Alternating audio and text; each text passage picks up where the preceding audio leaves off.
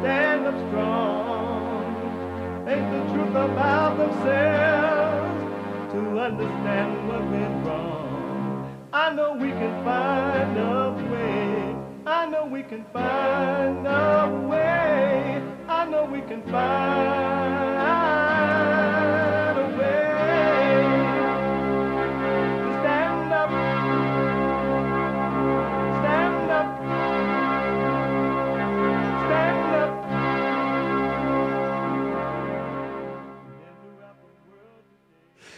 Uniting the races with truth instead of dividing them with lies. We're also rebuilding the family by rebuilding the man. I am Jesse Lee Peterson. Good morning. Hi, y'all. Welcome to the show. It's Wednesday already again. Amazing. You can get involved by calling 888-7753-773. 888-77-JESSE. Jesse. Jesse. My biblical question for this week. My biblical question. Do you know any unfortunate or disadvantaged people? Do you know any unfortunate or disadvantaged people? I see dead people. We have every way to watch and support the show listed on JesseLeePeterson.com/show.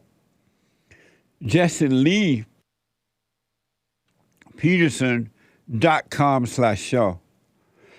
And you can listen to the show on your iPhone or iPad anywhere in the world, the whole wide world. And if you're flat earther, you can listen to the show anywhere up and down the world on your iPhone or iPad.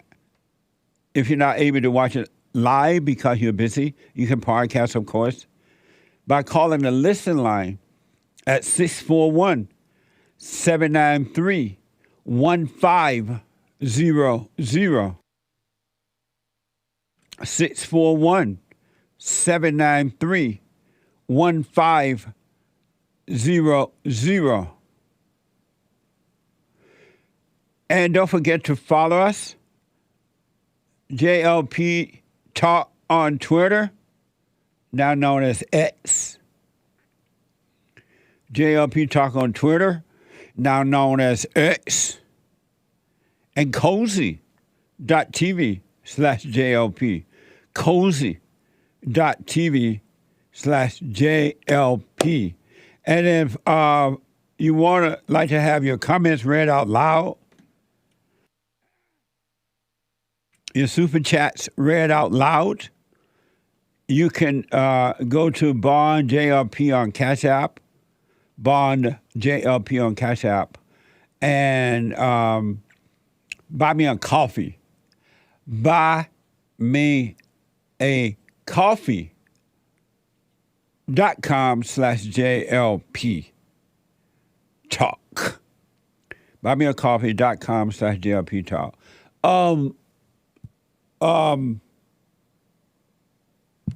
Grandpa, tell me about the good old days. The world gone crazy.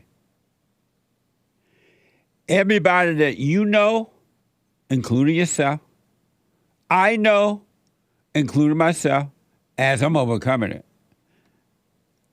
Everyone that you know, will ever know, have known, is going to know, are insane.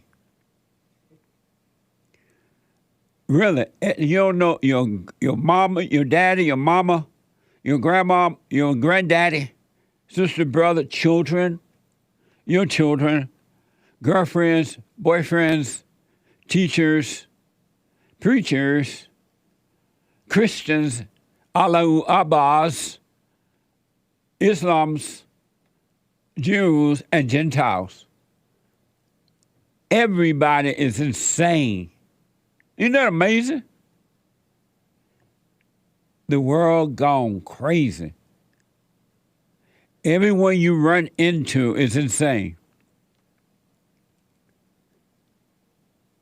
But you don't have to stay that way. That's the beauty of it. You can overcome insanity. But you're going to need sanity to help you overcome or cause you to overcome insanity. You're not going to be able to overcome insanity on your own. Isn't that amazing? Like, what the? Well, where do I get the help from? Where do I get the help from sanity if I'm insane? If I'm insane and I need sanity to help me overcome insanity, how do I get sanity? I'm glad you asked. Ask by questioning the insanity world you're living in within yourself. Why am I like this? Why do I feel this way? Why do I think this way? Why do I act this way? Why do I think that this thing that's talking to me in my imagination, in the thrills in the body, the thrill of feeling good or the thrill of feeling bad, anger or afraid or whatever, why do I think that's me? Ask those questions and you start to awaken sanity, and sanity will get rid of insanity. But most people, because they have to do this alone, you must travel alone on this one. Ain't no way you can bring anybody along with you. Now, that's one thing you can't do. This journey, which can be called a spiritual journey because it is, our battle is spiritual. We wrestle not against flesh and blood, but against spirits and principalities and wickedness in high places. You're going to have to take it alone.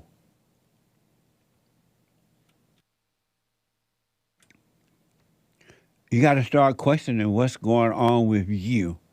And when you understand your world that you have created inside yourself, you're going to understand everyone else's world. It will become clear without your effort because sanity not only will make it clear what's happening in you, sanity will allow you to see what's happening in others, and they won't be able to touch you because you will know, you will understand. Above all things, get an understanding.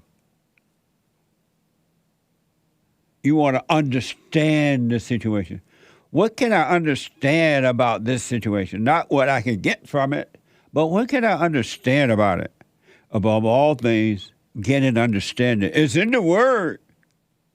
In the beginning, there was the Word was God, God was the Word with God. It's in the Word. Above all things, get an understanding. It doesn't tell you to go after anything else. Seek first the kingdom of God and His right way, and all will be added. We live in an insane world. It is, unless it's always been that way and I just didn't see it, but no, it hasn't always been as crazy as it is now. And insane people are trying to force insane rules upon other insane people because they can't do it to a sane person or sane people. They can only do it to an insane person or an insane people. It's a spiritual battle. No such thing as racism, sexism, homophobism, Islamophobism, Allahu Abbaism, deadbeatism, racism, anti-Semitism. No isms. We wrestle not against flesh and blood. It's not against the flesh, it's against the spirit. Evil hate good, and good hate evil. So overcome evil with good. But you have to keep your eyes on you for that to happen. As long as your eyes are on someone else, it's not going to happen. It ain't going to happen. You got to take the log, the dirt out of your own eyes before you can see what's going on with someone else and understand it. It just ain't.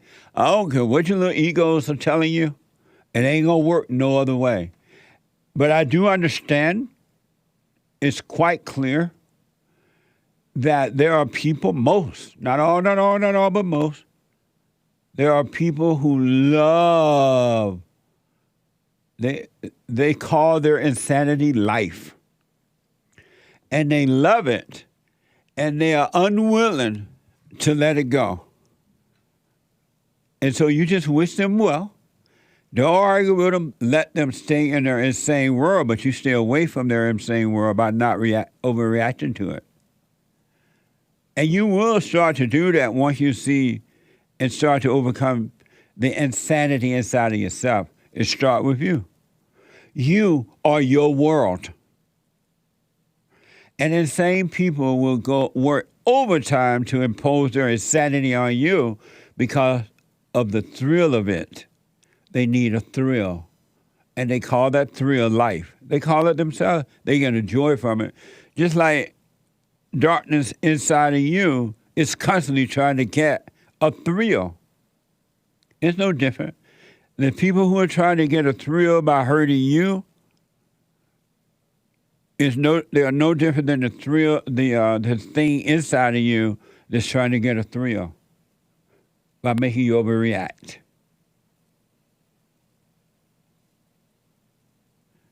I want to show you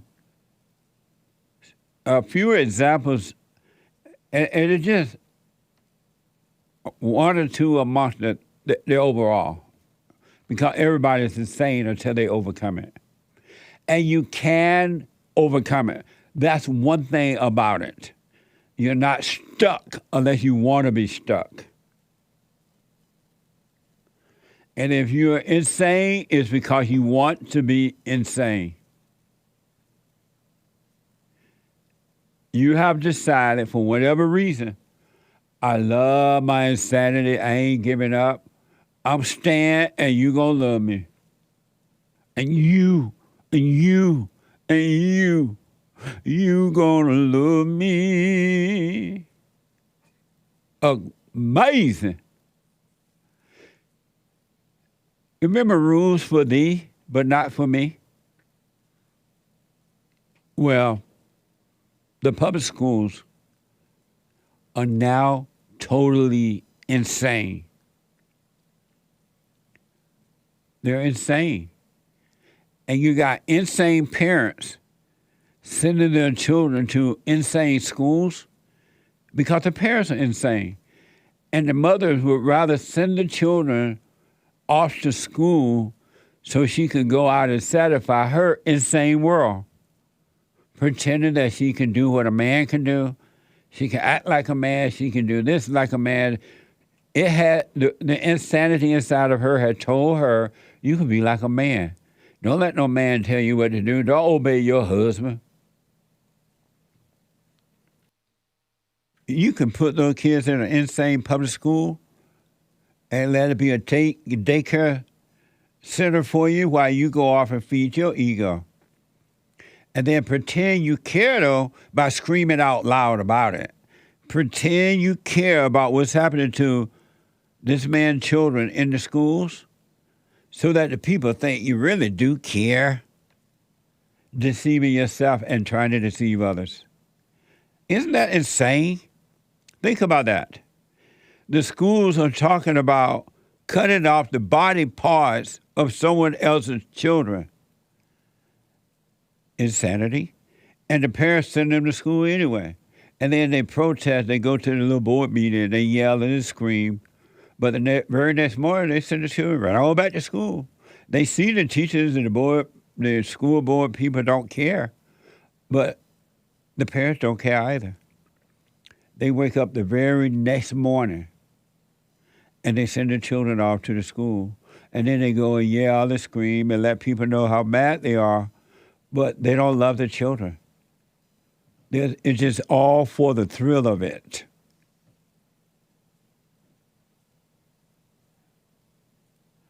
It's all for the thrill of it.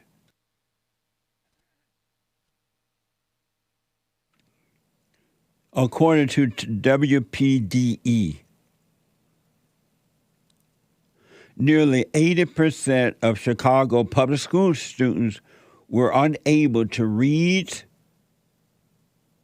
at grade level at the end of the year. According to the state data, and just 15% of students were considered proficient in math.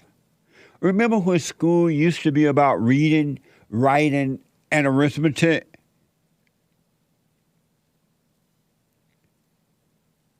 Remember that? That's gone now. It's all about destroying other people's children.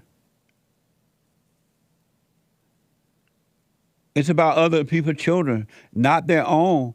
While they're destroying your children, secretly they have put their children in private schools. They're homeschooling them. But you don't know it because you don't care enough for your children to do the same.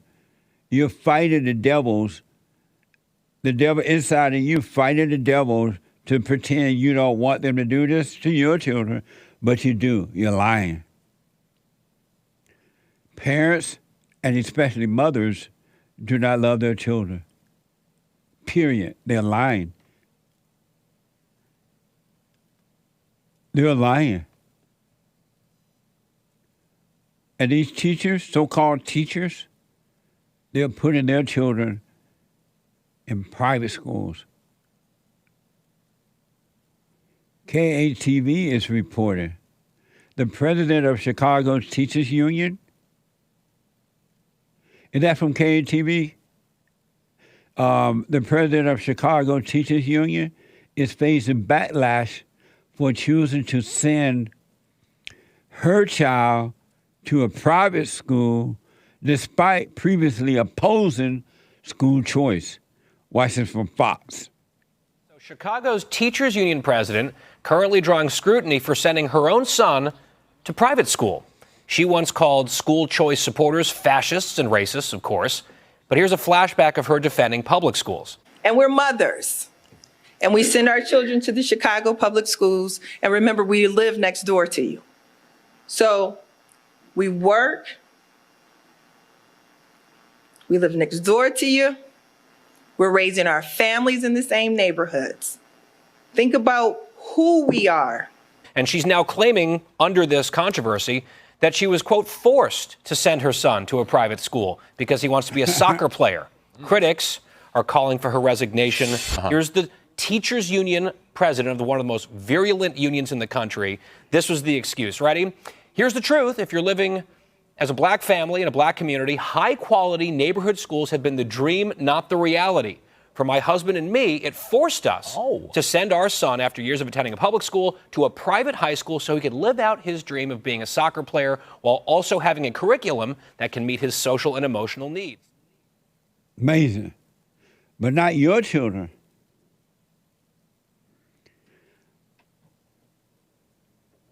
That's insanity. And then I can't totally blame her, because her insanity is making her do what she does.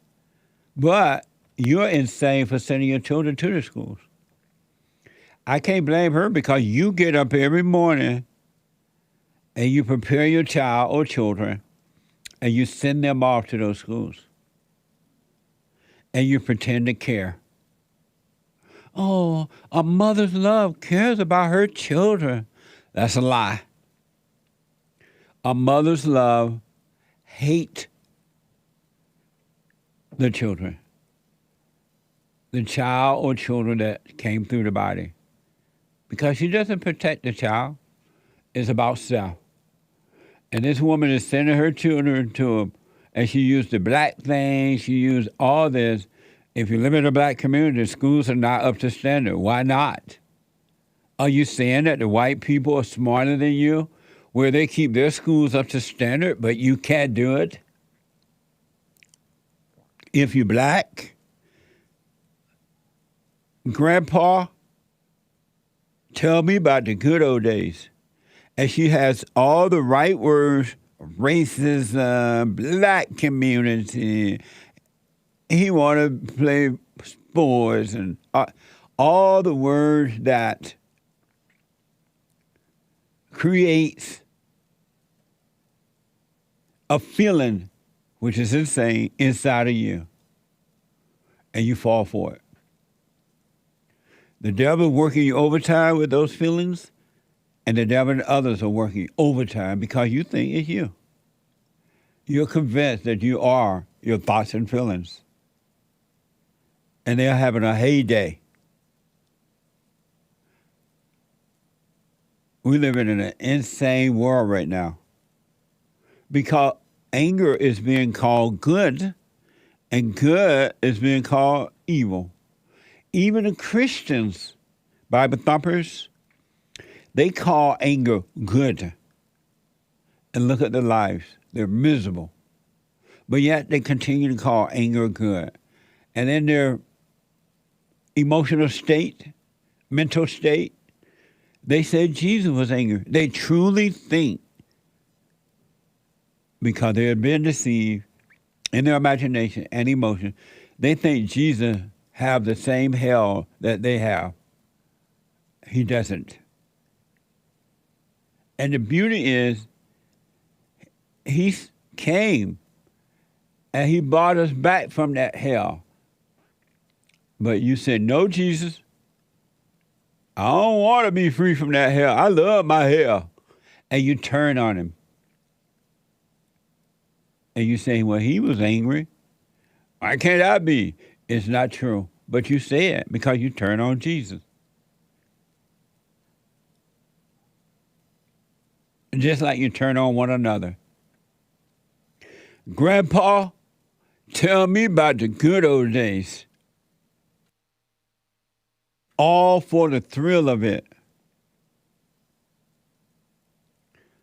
And there are no consequences to this woman. They're not going to be able to get rid of her. Most of them probably already knew that she was sending her kids or kid to a private school.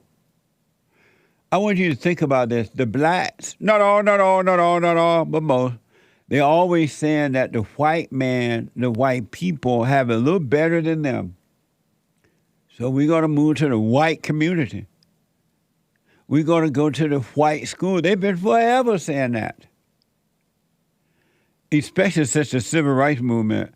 But that wasn't being said prior to the civil rights movement because the black schools were teaching reading, writing, and arithmetic.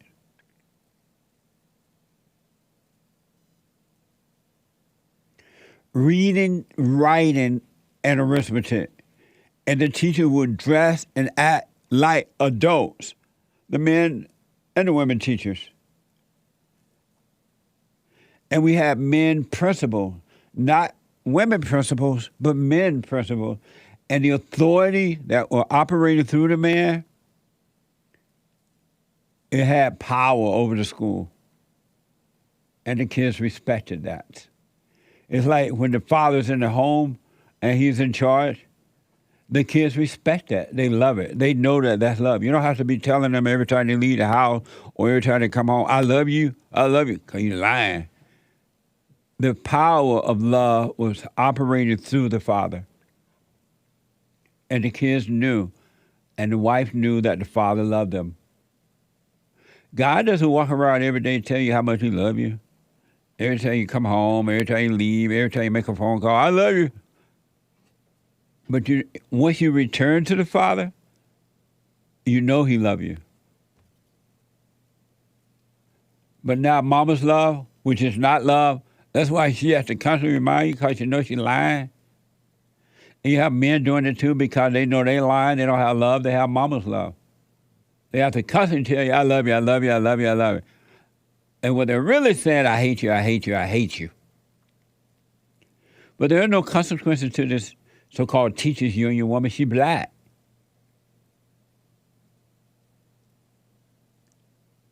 But think about that. Blacks are saying not all blacks, but most, we're not capable. And they blame the white man, and so they try to take his stuff. And then they end up destroying it because they already believe they're not capable. They don't have the talent. They don't have the smarts. They don't have the know-how. But in the good old days, where boys were boys and men were men, you didn't hear that. I didn't hear that growing up, thank God. And so now, for my generation who are out there just doing what they do, the weak blacks, they'll tell you, well, and you hear it a lot, if it wasn't for the white, if it wasn't for the civil rights movement, you wouldn't be doing a show. That's a lie. But they say it because they're weak. They don't believe that they are capable. And because they don't believe that they are capable, they don't believe anyone is capable, any black person, the blacks. They're trying to give to you the way they see themselves. They don't believe you when you say you grew up in Alabama and the Jim Crow law was there, but it didn't affect you at all. The blacks were still buying land. They were still being educated in black schools, and we're not complaining about it. They have families. That changed when the so-called civil rights movement happened. One of the worst things that's ever happened to the blacks other than abortion. Other than abortion. Other than slavery itself, the so-called civil rights movement was worse than slavery to the blacks. Amazing, huh? So there's nothing going to happen with this woman. KATV, it is reported that in 2022, Gates referred to school choice as the choice of racists, saying it was created to avoid integrated schools with black children. Because he knew he could get away with that lie. He knew that the blacks, not all but most, are going to feel that, oh, they love me. They'll use the racists to help get me into school. And not realizing Gates is saying that the blacks are so dumb and the white people need to let them in because they're not going to be able to create their own schools. They can't make their own schools happen. But the whites can. So it's racist, poor blacks. Insane world, right? Here's a perfect quote from Thomas Sowell about this and other things. But watch this.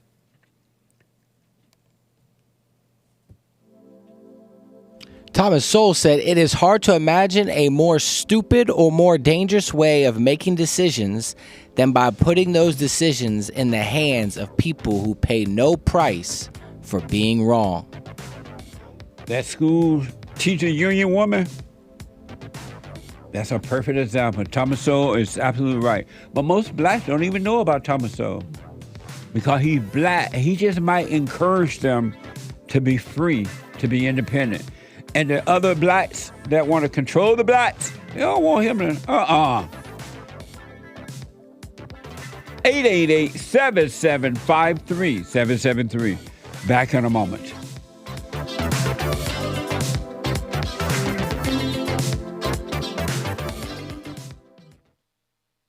I have books that are amazing. I highly recommend you get them. 7 Guaranteed Steps to Spiritual, Family, and Financial Success Guide. Even if you're not starting a business, but you have a job, or you're on welfare, it can help you if you do. Be doers of the word, all right? From rage to responsibility. From rage. That's what I write about in the first chapter, especially how I overcame. Scam. How the black leadership exploits black Americans. They are using them, and blacks are too willing to be used. And then my last book, The Antidote, Healing America from the Poison of Hate, Blame, and Victimhood. They are all amazing books, and they are helpful. Go to rebuildingtheman.com if you want an autographed copy, or call 800-411-2663.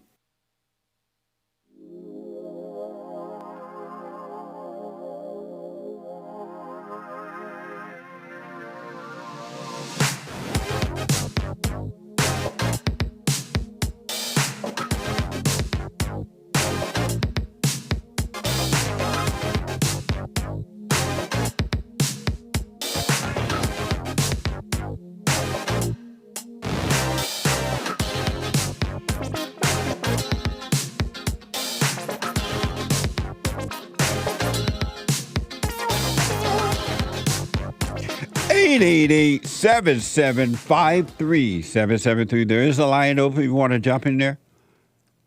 Welcome back. A few announcements. The Hake Report at 9 a.m. The Hake Report right after my show from 9 to 11 a.m. Pacific time. TheHakeReport.com. And at 11 a.m. every Wednesday now, Wow Hassan, W-O-W, Wow Hassan. Walking on water, what wow is, amazing. In his Jewish outfit.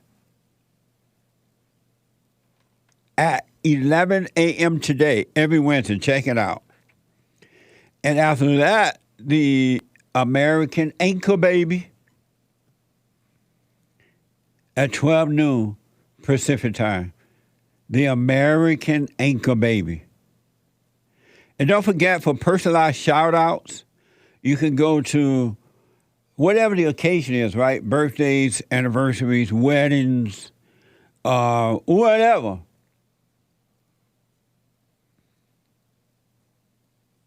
Encouragements, you can go to Cameo, cameo.com/Jesse Lee Peterson. cameo.com/Jesse Lee Peterson. And check out our merch. Amazing merch. At rebuildingtheman.com/store. Mugs, t-shirts, hoodies, even a Great White Hope on a hoodie. Amazing. And the amazing Tar Baby. You can get that there too. Amazing, huh?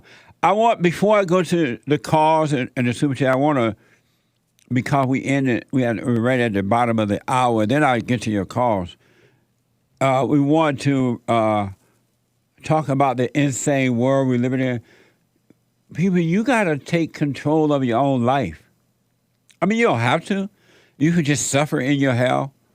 But nobody cares about anyone. There's no love. If they cared about you, they would be pointing you back to you.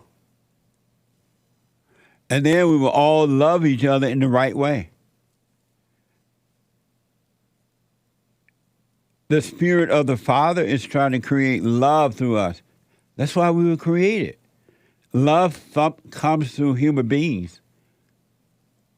Just as fake love goes through human beings, the devil used you for hate and call that love. God uses you for love. But you won't change. You won't return from anger, which is hate, which is playing God, to love, which is God. And there is no feeling in love. No thrills. Sorry.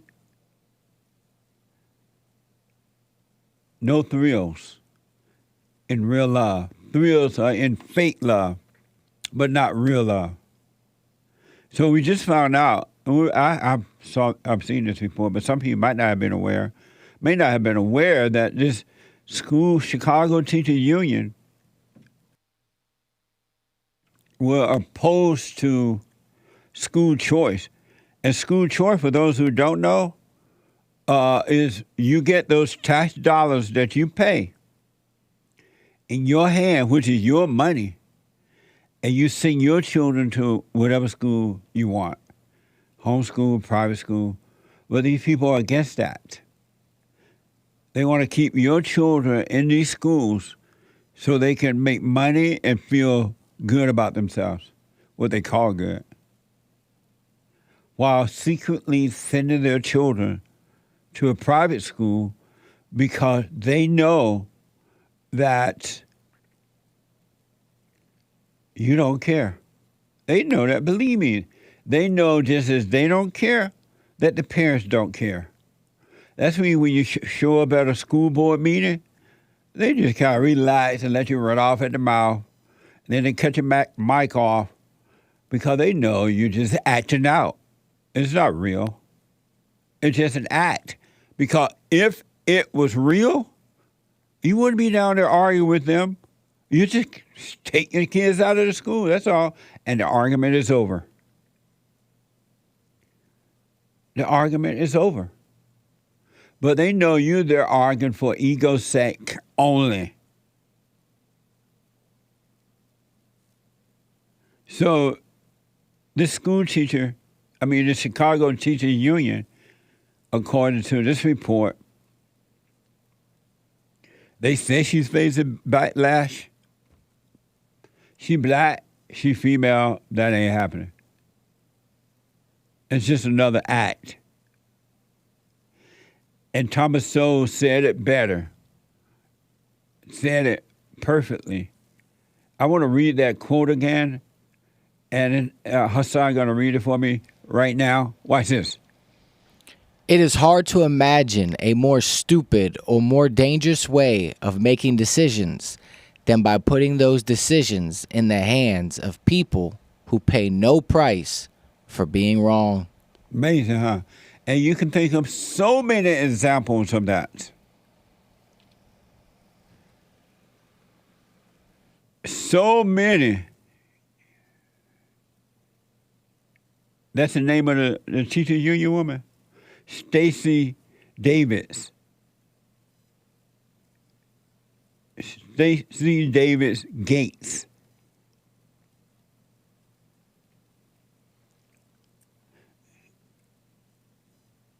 And Gates referred back, according to KATV, back in 2022, Gates referred to the school choice, choice as the choice of racists.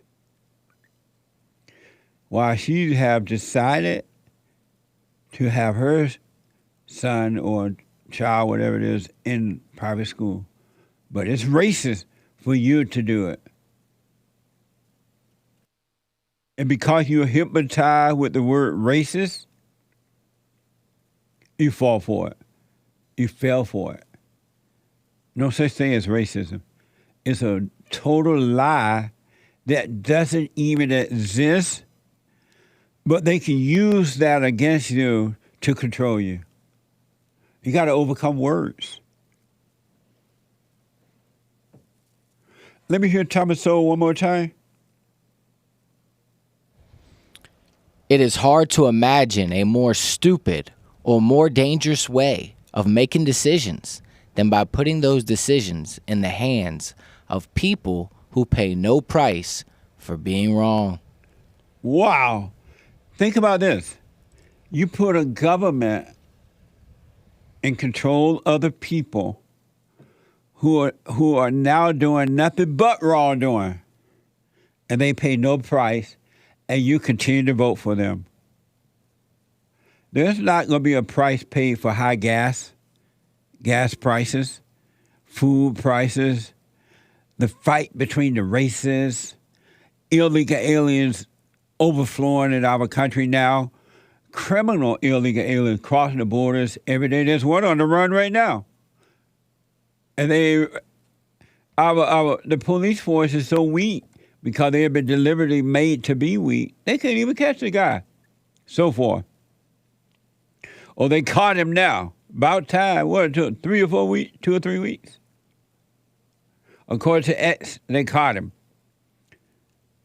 One little measly guy running around. You got the FBI, the DDI, and the CIA, and the police, and everybody.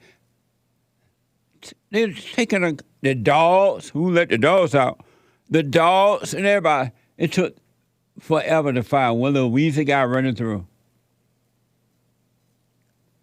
And you put these people in charge. Build the wall. NBC has reported that following nearly 2 weeks, following nearly a 2 weeks manhunt, they finally got him, right? You vote for the kind of government you deserve what you get. Because you put these people in charge of your life and they pay no consequences for it.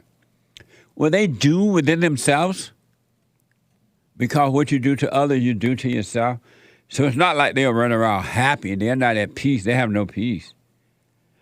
But they get no consequences because they know you're going to continue to vote for them over and over and over and over again. As long as they give you free pot or tell you that you ain't got to go to jail for it, as long as they encourage you to hate one another's, they're okay. This evil teachers union woman, she don't care. She's getting a high pay, and she's just fine. She's a black female, and she's protected. Because you know you're not going to do anything. Look at how you vote. And then you complain, but you turn right around and vote again. Nancy Pelosi announced, according to a report, that she's going to be running again. Look what San Francisco looked like. But she know you don't care. Not really. Look at how people control you. They make you overreact to them. They don't care because they know you don't care. You love the thrill of it. I was at McDonald's over the weekend, and I saw this bum, who happened to be black, because they're white bums now, laying out on the street. They call them homeless people. He was in the McDonald's, stretched out on one of the long seats there, knocked out. Homeless person, oily looking, looked like he had been laying out in the sun so long he was roasted black. I said to the working lady there, hey, there's a homeless guy knocked out right here inside of McDonald's right there. She's like, I know, we know. I'm like, why don't you put him out? He won't go. What the? I'm like, he won't go? What do you mean? He's inside the business. I know. We tried to make him leave. He said he don't want to go. He's not going. I'm like, what the? This wasn't on the outside of the business. It was on the inside of the business. He entered their home and knocked out. And they said he doesn't want to go. We tried, but he won't leave. He doesn't want to go. I think she said something because she kind of mumbled. I think she said she has to wait till they close up at night.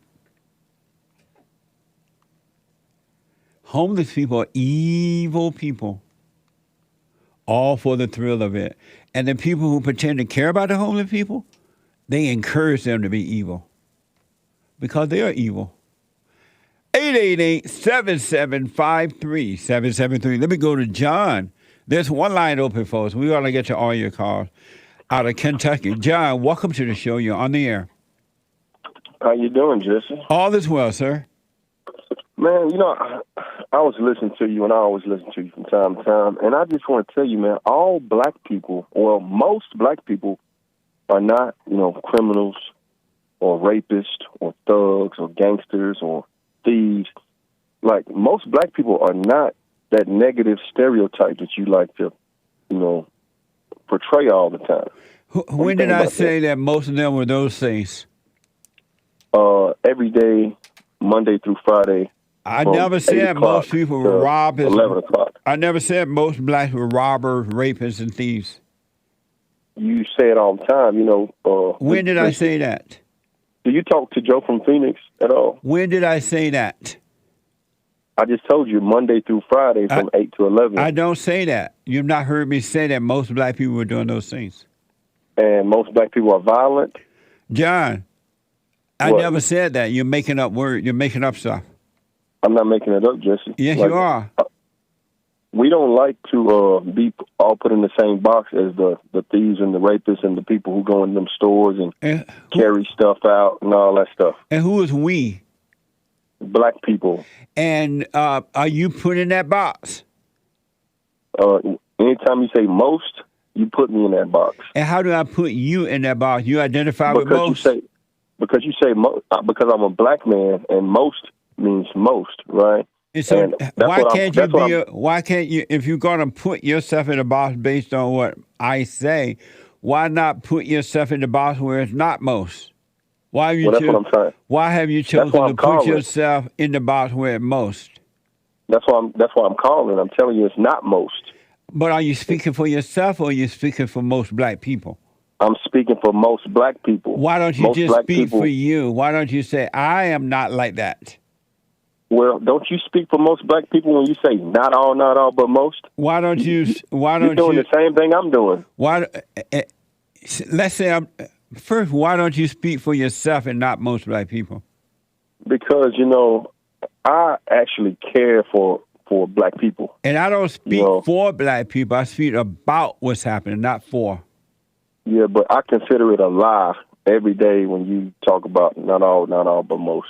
Like, that's my only gripe with you. I don't care about all the other gibberish and stuff you got, but so let's do this then. About black people. Let's prove me wrong.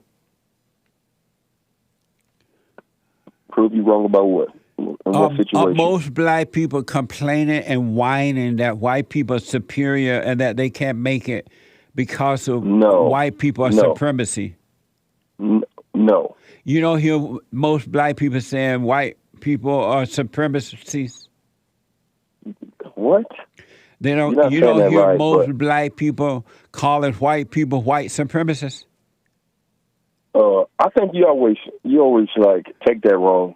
Do you hear? No, I asked you a question about it first. I know. Do you hear most black people calling white people white supremacists? No. John, now you're lying. I'm not lying. You are. You don't hear most black people calling white people white supremacists? No. Do you hear most black people believe that white supremacists exist?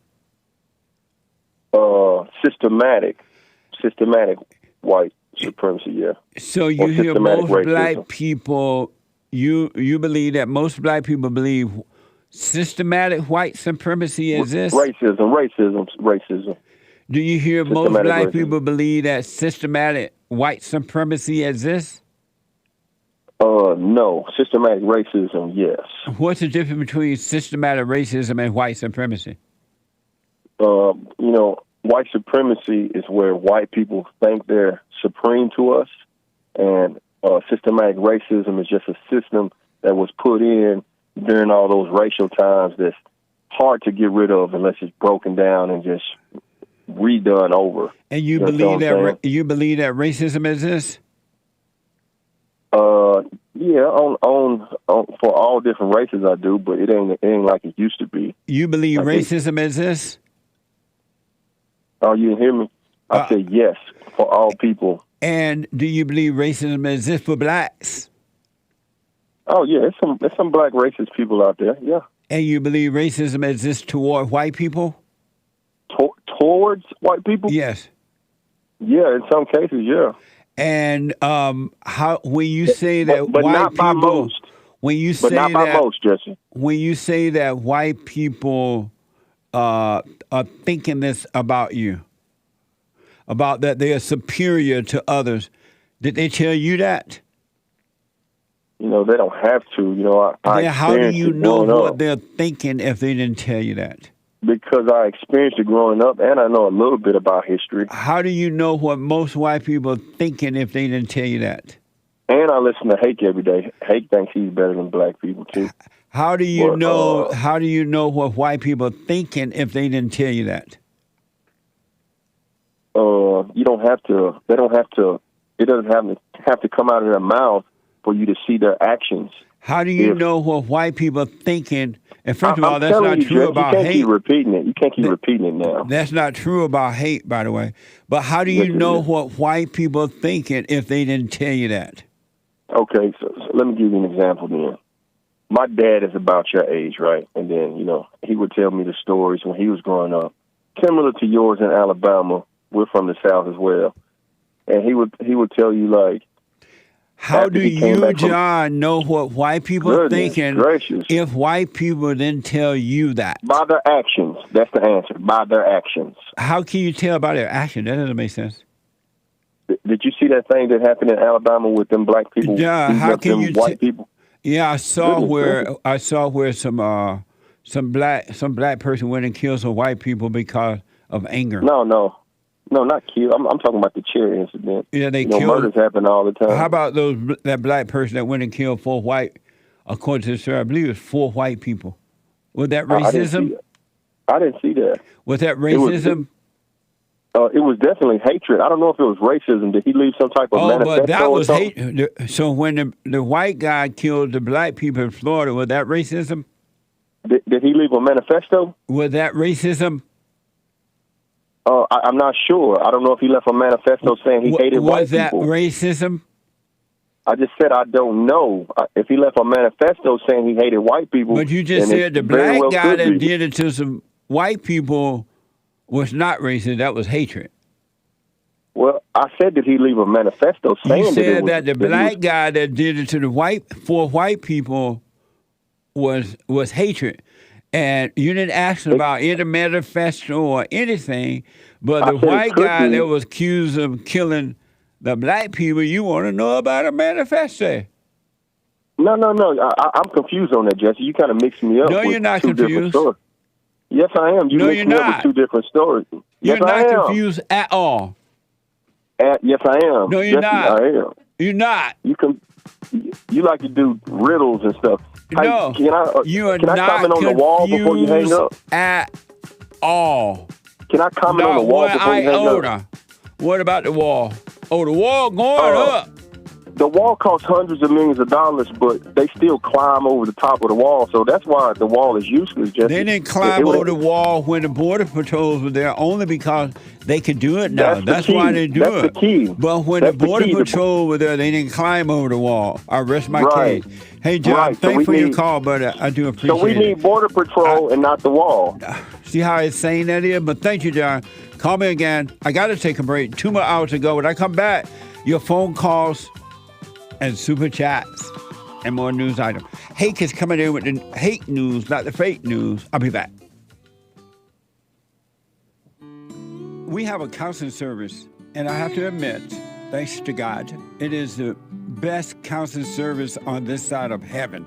I counsel with men and women, families, and individuals around the world. Most people are unhappy, they're miserable, they have rough lives, they're depressed, suicidal, young and old, of all races. I understand, I know why, and I do understand it. Because exactly what's happening in me is happening with everybody outside of me, inside of them. And I've noticed that with those who really, really, really want to understand, they overcome it just like that, out of one counseling session. If you need counseling, you can go to rebuildingaman.com or call 800-411-2663. 800-411-BOND. Best counseling service on this side of heaven.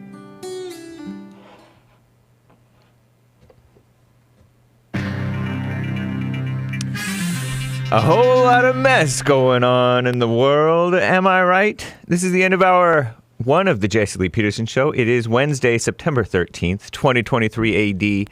Stay tuned for hour two. Jesse Lee will be right back to your calls and more great stories. There is one line open. You can call in right now to get on hold, to get on air with JLP.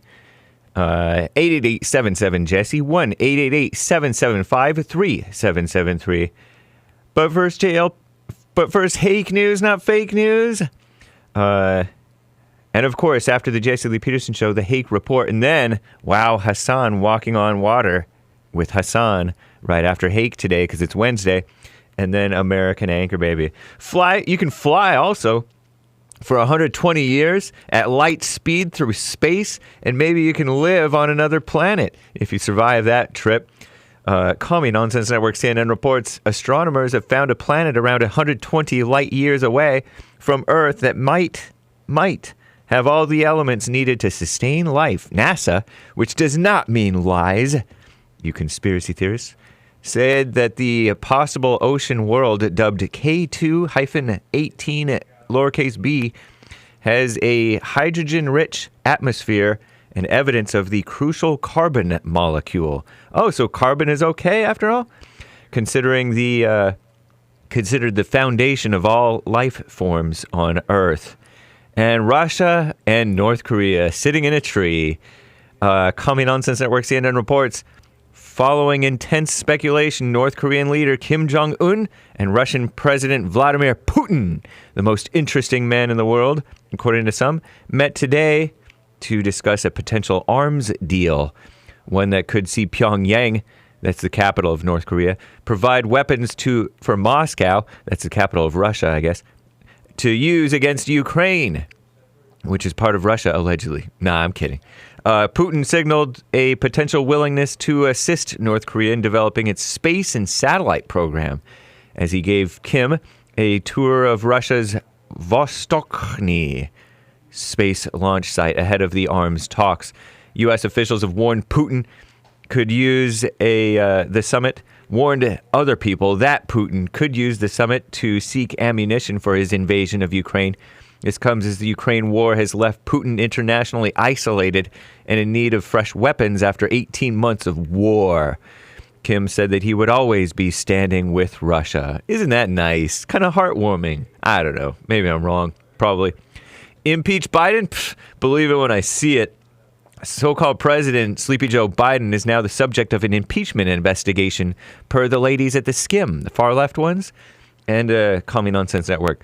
Yesterday, Speaker in name only Kevin McCarthy, a rhino from Bakersfield, California, told 3 House committees formally to investigate the president, quote-unquote. The question, whether President Biden or Sleepy Joe Biden improperly benefited from his son Hunter's foreign business deals in places like China and Ukraine. Interestingly enough, Ukraine. For the past 9 months, the House GOP has been digging into whether there's evidence tying the so-called president to those dealings. The allegations include abuse of power, obstruction, corruption, after a 2017 email in which Hunter's business partner asked a Chinese energy company for 10% for the big guy. I guess Sleepy Joe might be the big guy. I don't know. It's debatable how big he is. Now McCarthy's saying it's time for a formal inquiry, saying the allegations paint a picture of a culture of corruption. Yeah, but many, including Senate Republicans, aren't buying it. Normally, an impeachment inquiry comes after the House votes to look into whether the president committed a high crime, quote unquote. This time, McCarthy picked the committees to investigate first without a formal vote, as nervous Nancy Pelosi did 4 years ago, I guess. Many, including Senate Republicans, see it as a last-ditch effort from McCarthy to appease the so-called far right in his party, as if they even exist, so that he can keep the government funded this month, and stay in power, so-called power. McCarthy did not make the decision lightly, he says. Americans should care regardless of your party or whom you voted for. He said who.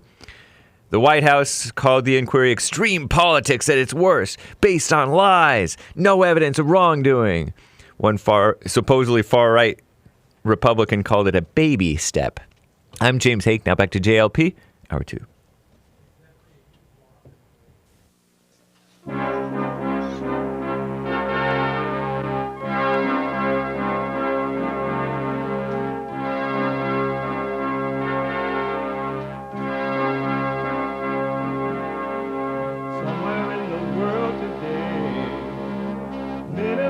stand up strong. Think the truth about themselves to understand what went wrong. I know we can find a way. I know we can find a way. I know we can find a way to stand up, stand up, stand up.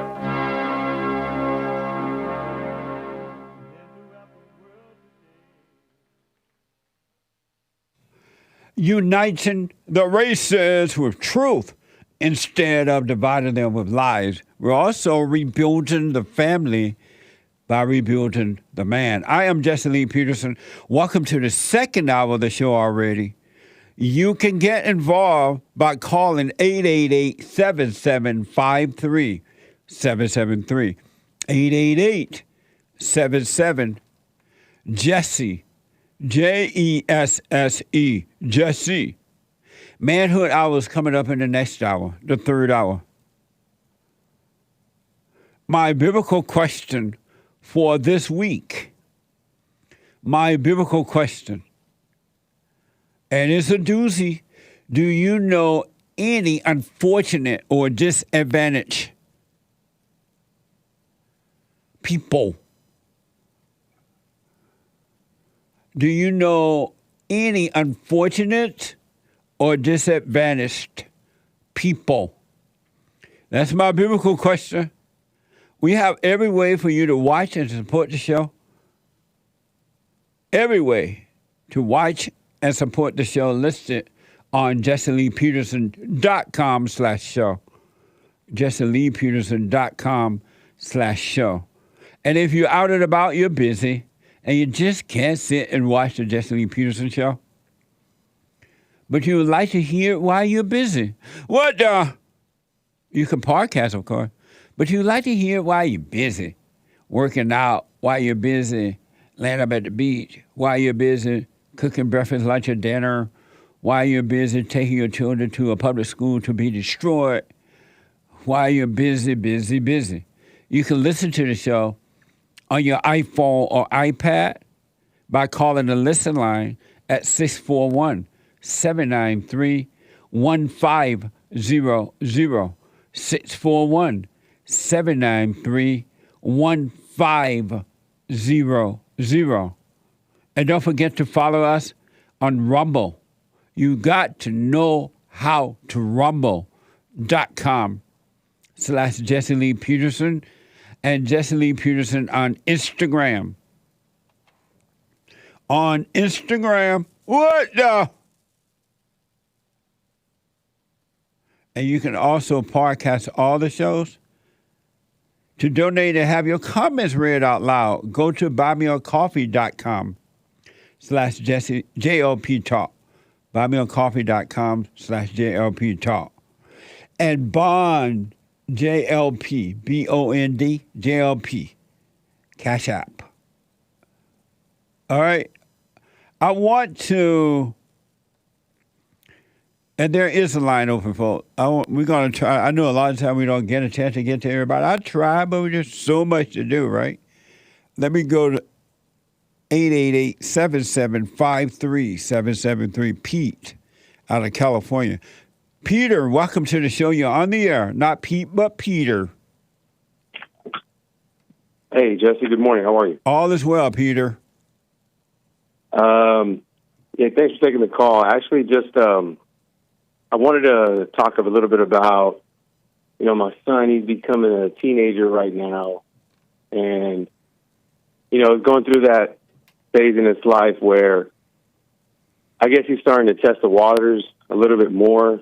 And started venturing out, and teenagers nowadays, I think they want to be addicted to their phones, and start texting girls, and have these types of outdoor conversations. And I just don't really know the proper way to deal with it without having him hate me. I'll be honest. My initial reaction is, take away his phone, overreact, and I didn't want to do that. So I guess I want to know what would be the best way to approach that with him.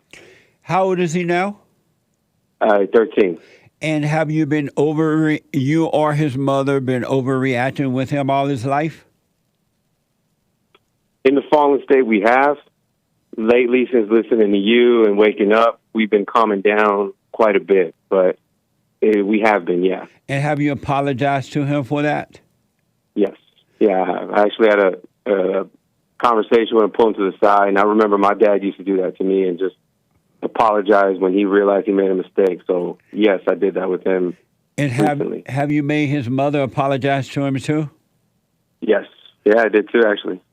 Amazing. Well, tell him not to be angry. But since he's only 13 and you're the father, you're paying the phone bill, right? Oh, yeah. Why not just take the phone away until he learns how to deal with it in the right way? Without being angry. Just say, you know what? I don't want you addicted to this phone. I want you to start working on yourself. And I'm going to give you a warning. Give him one more chance and let him know if he doesn't start dealing with it. If he doesn't start dealing with it in a right way, then I'm going to have to take it away from you until you learn how to deal with it. And then he may start to wake up to what you really mean about it. Yeah, and I did that, actually. I told him, because we put, things on his phone where he can't, see things after a certain hour, screen limits. And he'll come out to us and just say, I don't like that. I see that it angers him, and I told him, I was like, you can kiss my what, like I'm in charge of the phone. If you want it, you can wait till you're 18, but we're gonna do it with limits, or you're not gonna have it. He just sees other kids his age, and their parents seem to not care, and they do whatever they want on their phone. But that's not pictures or whatever. That's not. You told me he can kiss your A. Yeah, because he wanted to basically have a phone without limits, because we put restrictions on it so he can't see things. I know, but what kind of father tell his son, you can kiss my A, I'm gonna do it my way? Where's the love in that? I guess that was anger. You're right. That was anger. That was wrong.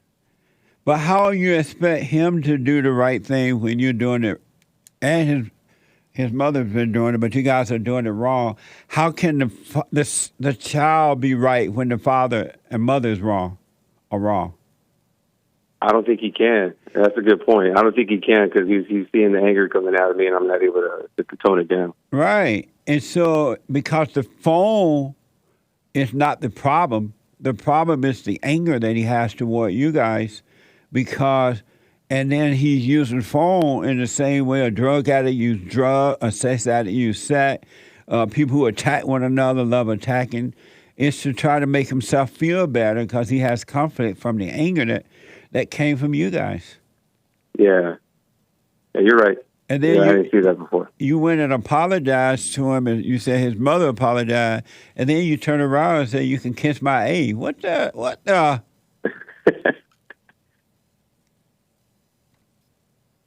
Yeah, I guess that's the black mama in me right there, the flip-flop. It is. Right. Yeah. Because it's perfect love that changes the child, not hate. And when a father or even a mother tell a child, you can kiss my A, I'm going to do it my way anyway, there's no love in that. You're right. Even though you say, I'm sorry, your actions speak louder. It's what coming through you that is affecting him. So how would I guess that actually brings up the rooted issue right there. So when disciplining him or having a conversation with my wife or my daughter or whatever, that anger, I can feel it like bubbling up. Yeah. Right? Yeah. Anxieties, and you're absolutely right. I already went and forgave my parents. I did all that. I've been seeing a lot more of myself, and I'm noticing this anger is just, I don't know, I guess there's no off switch, right? And I don't think there is, but when I see it, it just gets, I don't know, I think it's just like the thought, of course, comes with the feeling that, like, I feel it in my back, I feel it everywhere, and I'm trying to, like, shake it, and it's, I don't know, it's no other way to describe it other than just like, painful. I understand that. And why do you believe it's you feeling that way?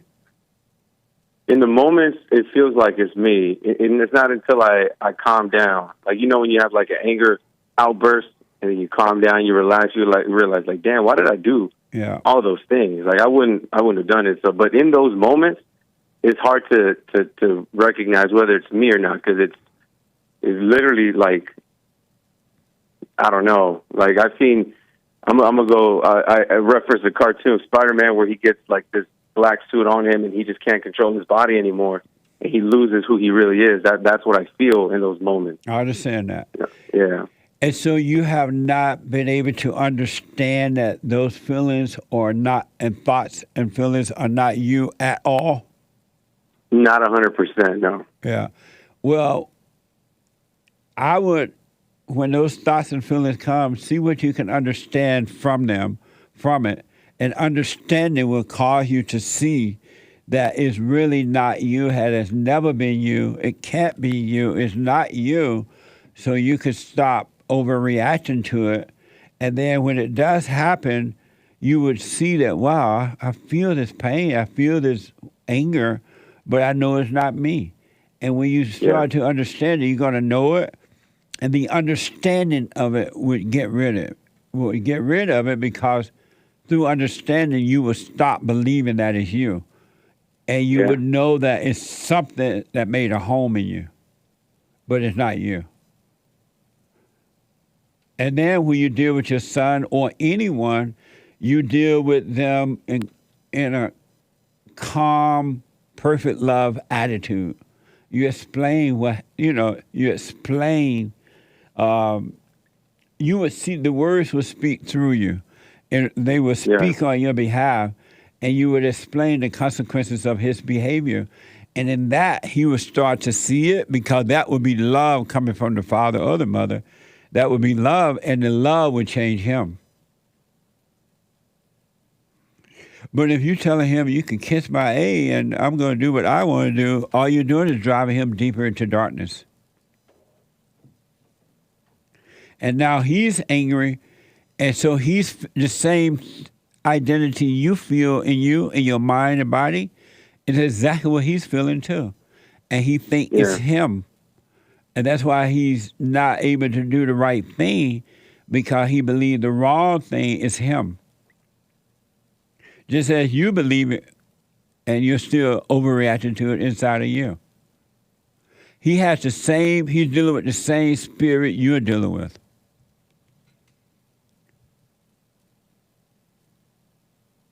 Is that what, when people say generational curses, isn't really just like my grandfather killed somebody back in the day? It's really the anger that the grandfather passed to the children, to the children, to the children. 100%. Is that more than right? That's right. The anger is the curse, not the action. Right. It's the spirit of anger. And it goes on from generation to generation to generation till somebody finally say, one generation finally say, you know what? I'm not going to be angry. This is not me. I'm overcoming this.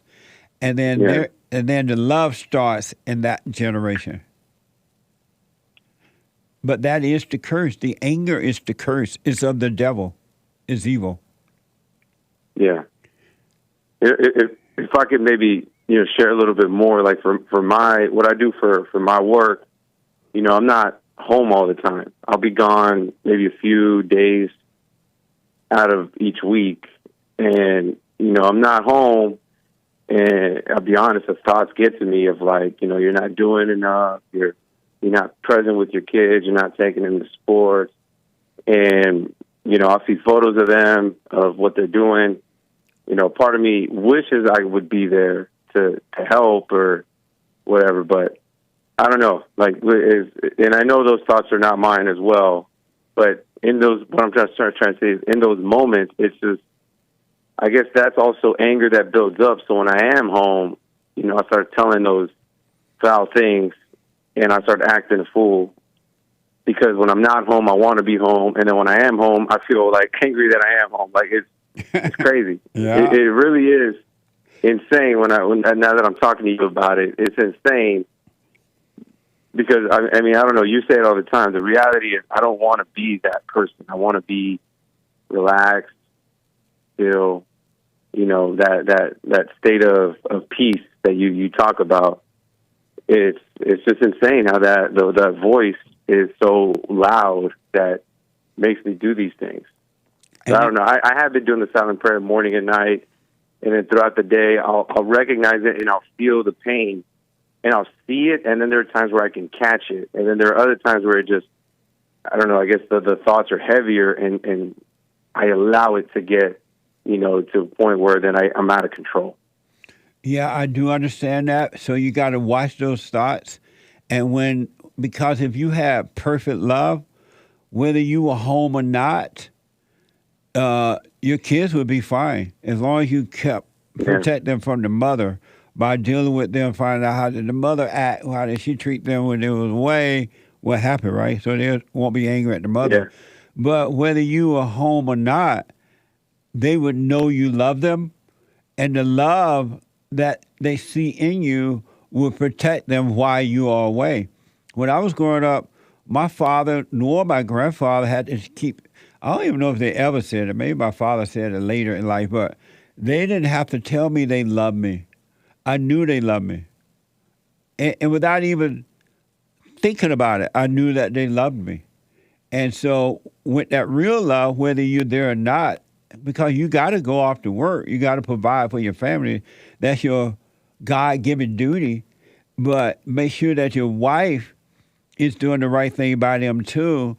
And if she, being patient with them, if she tell them what they can or cannot do, if they don't do it, she has to report it to you rather than trying to discipline them.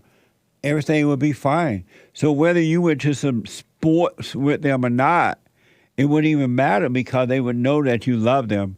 Because fathers go to sports with children all the time now because the mother has convinced them to do it that way, the way the woman should be doing it. And they still don't love the children, and kids know it. It's not that. It's the love that's in the heart that causes the kids to stay in the light. So don't let the mind, which is lies, all thoughts are all lies, tell you, oh, you should be going to sports, you should be home, you should be this. That's another setup. That's a lie. So let that pass too so that you're not feeling guilty. And then when you get home, you feel another guilt by being home because you see how bad things really are.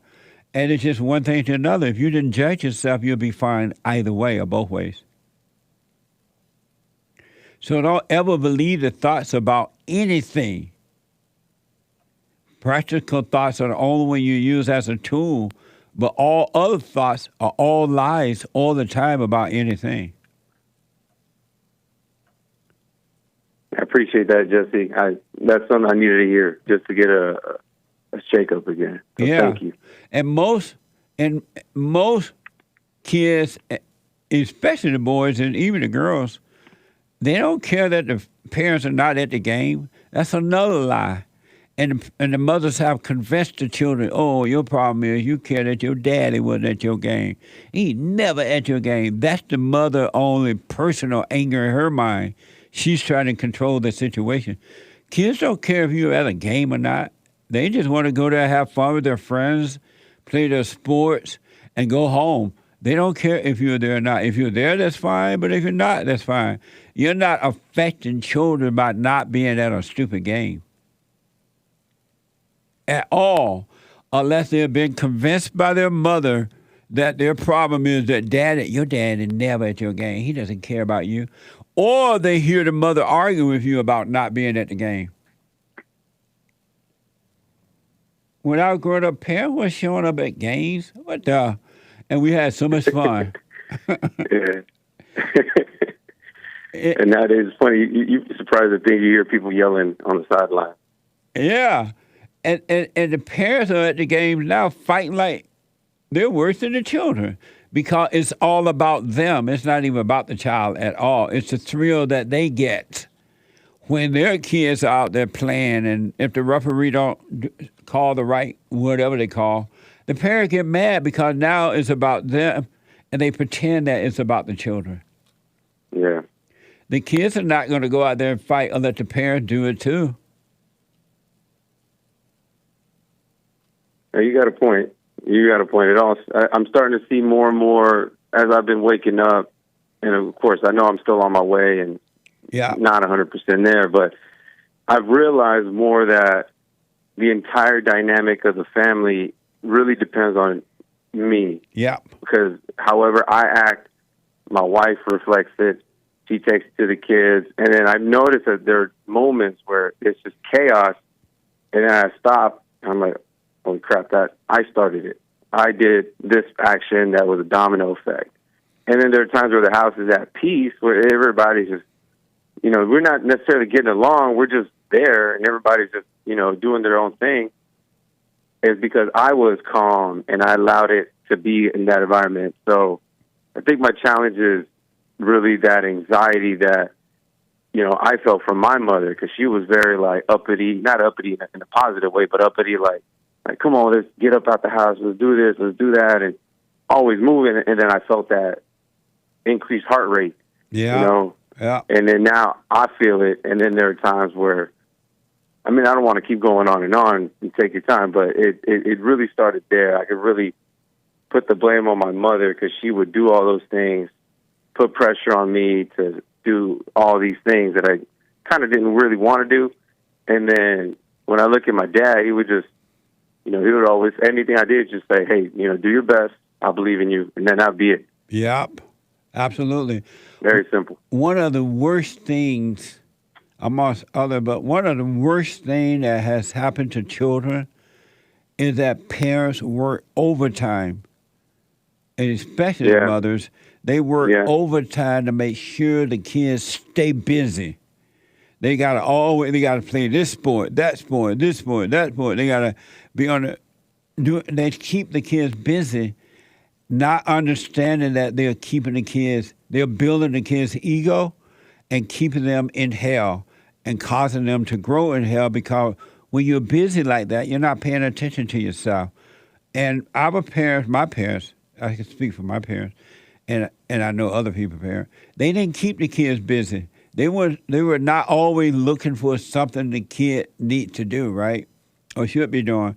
And when the kid did what they needed to be doing, their schoolwork or homework around the house, if the kid wanted to go play, they'll go out and play. If not, they'll be okay in the house. The light of God was leading the kids on his own without the mother or the father, especially the mother, interfering, trying to make sure they always had something to do. And that's why a lot of parents, the moment the child pop out of the womb, she throw a phone down the kid's mouth so they'll have something to keep them busy, because the parents really doesn't want to have time to deal with them. They don't let the kids grow up in a natural way that they should be growing up. And it's evil. Yeah, I agree. And just one last comment is regarding that. I see that all the time where parents just throw a phone in their kid's face. Yeah. And then I remember I recently went to go get glasses. And I talked to the guy optometrist, and he told me that there's a huge increase in little children younger than 10 years old, that require bifocals. Yep. They can't see well because their phone is, 3, 4, 5 inches from their face. And then when you ask them to look at the sign down the road, they can't see. So I don't know what's going to happen to drivers in 20 years. Yeah. I just think that's going to really damage their eyesight and their brain function, right? Because they're looking for that dopamine rush, that quick hit. And then when the internet's slow, they want to throw the phone in the sky and say, what's this broken?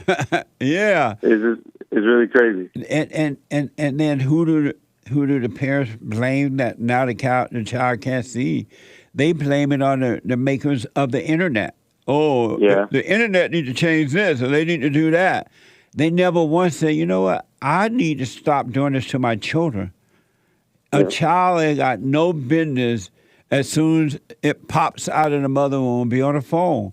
But it's the mother and sometimes the father that introduces the phone to the children, and they set the children up to suffer, and they blame it on the makers of the internet. And even when they find out that the children are addicted to the internet, even then they'll blame the internet. They don't say, well, you know what, I should have never done this. I was wrong. I should not have introduced my child or let them spend that much time on the computer. Because the people who make the internet, create the internet, they're not in your home. They're not making you make your kids be on the internet all the time. It's the parents that are doing it. Yeah, you're absolutely right, Jesse. I think it's the more I've been listening to you and the more I've been doing all these things, I've taken a lot of the steps you talk about, and I really reflected on them to see if it made sense.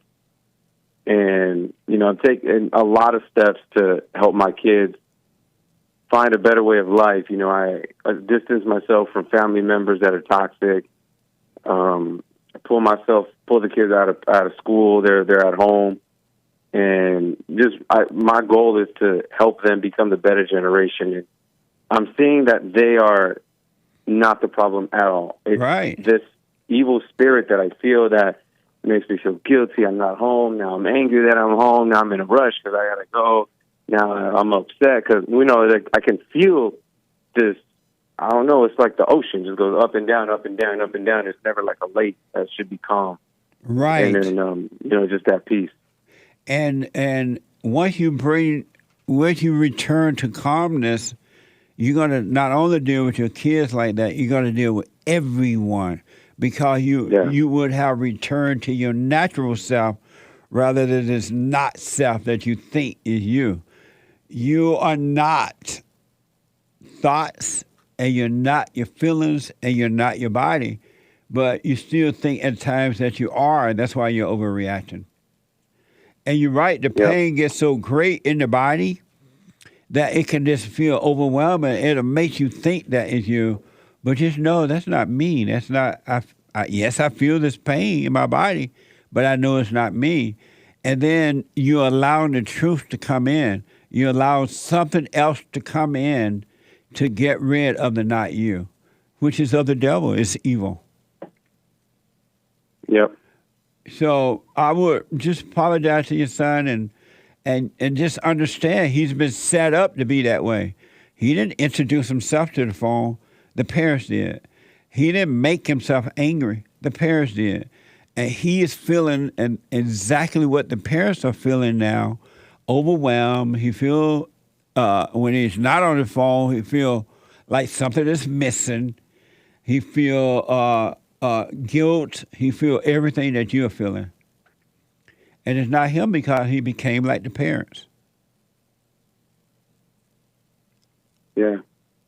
Hey, you're absolutely right. I can totally see that spirit in me that just takes over as I'm talking to him. Yeah. Or my wife or my daughter or whatever. Yep. And then the craziest thing is when you see, with me, when I see my kids act just like me, and I take a step back and my eyes open wide and I'm lost for words because where did they learn that? Me? Yeah. Yeah. You become like what you hate. Yeah. Yeah, and that's very interesting. And I think, and after this, I'll let you go because I know you got more calls to get to. But one of the things that I learned from you, and I've seen this movie, maybe 100 times. You referenced it a long time ago, Revolver. Yeah. Where he says, the greatest enemy hides in the last place you look within itself. Absolutely. And I feel like that's where the devil hides, and then the devil is. He looks nice. He looks like God. He looks like he looks like a cheesecake. He looks like getting upset. Yeah. He looks like something that's trying to draw you in. Because if the devil were to show you his true evil nature, any wise person would go the other direction. Yes. But it always looks like a small little, you're going to be late. And then everything else goes downhill from there. Absolutely, man. Something like that. So just understand your son, and then understanding him that he's feeling just what you're feeling, you'll see how to deal with him in the present. Oh, yeah. Yeah. All right? Well, thank you, Jesse. I appreciate it. All right, Peter. Good talking to you, man. Likewise. All right. I'll see you soon. Okay. Bye. Let me take a break. When I come back, your super chats and phone calls, 888-77-JESSE. Disagree with the way things are going, but you can't be angry because that's what the enemy wants. He wants to control you. They do things to make you mad so they can control you. It's like being married. And the wife would do things to make you mad, or she'll do things to make you feel good. And men do that to women too when they want something from the woman, especially sex. They'll make her feel good or they'll make her angry. And the woman's gonna have to say, you don't wanna be angry. You wanna speak up, you wanna disagree with what's going on, it's wrong, but do not be angry. Then you won't have fear, you won't have doubt, you won't have worries, you'll be able to see, but you gotta stay away from anger. That's why you must forgive your mothers and your fathers so that you can overcome the spirit of anger. It's a spirit and it's wicked. Nothing good in anger because it has no love, folks. You need love to defeat evil. And love is not a weakness. It's a strength. It's from God. It's His nature.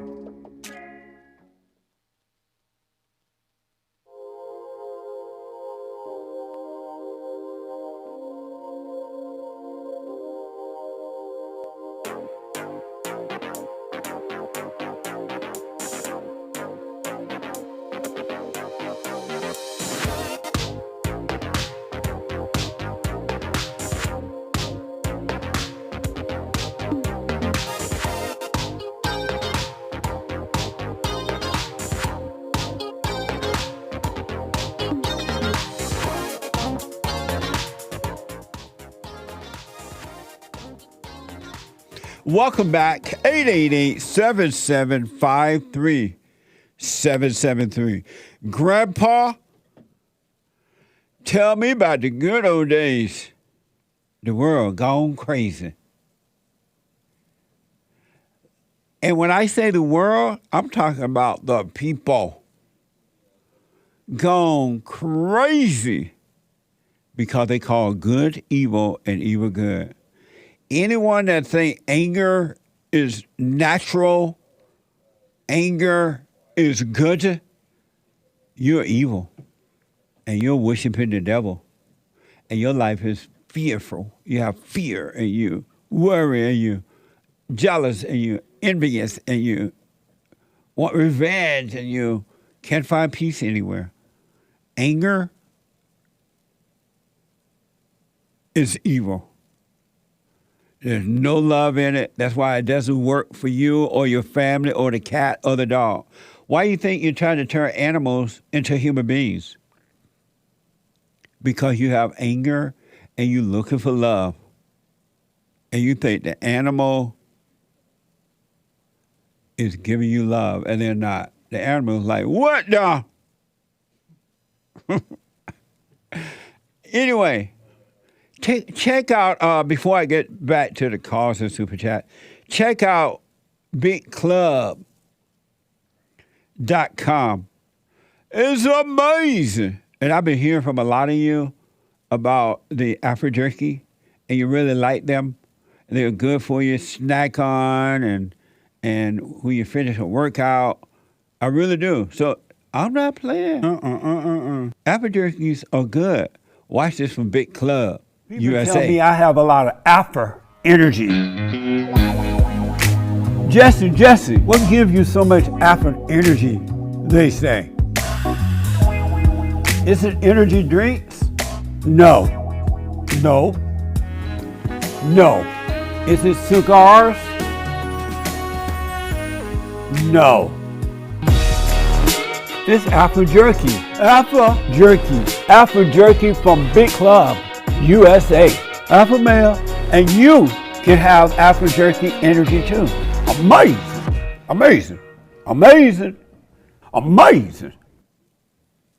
Amazing.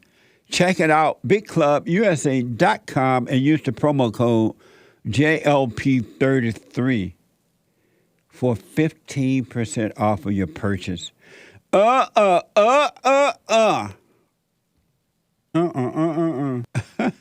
What the Hake Report is coming up at 9 a.m. TheHakeReport.com. And then from 9 to 11, and James Hake is on fire. The guy with the good hair, he ain't got that good hair for nothing. And after that, Hassan, WOW Hassan, WOW. Walking on water. Hassan with the two S's, Hassan. And it is a show of its own, and nothing like it. It's so amazing. Everybody and their mama talking about it, and it just started. Like, what the? He found out from his mama, and his mama like everybody, except his daddy.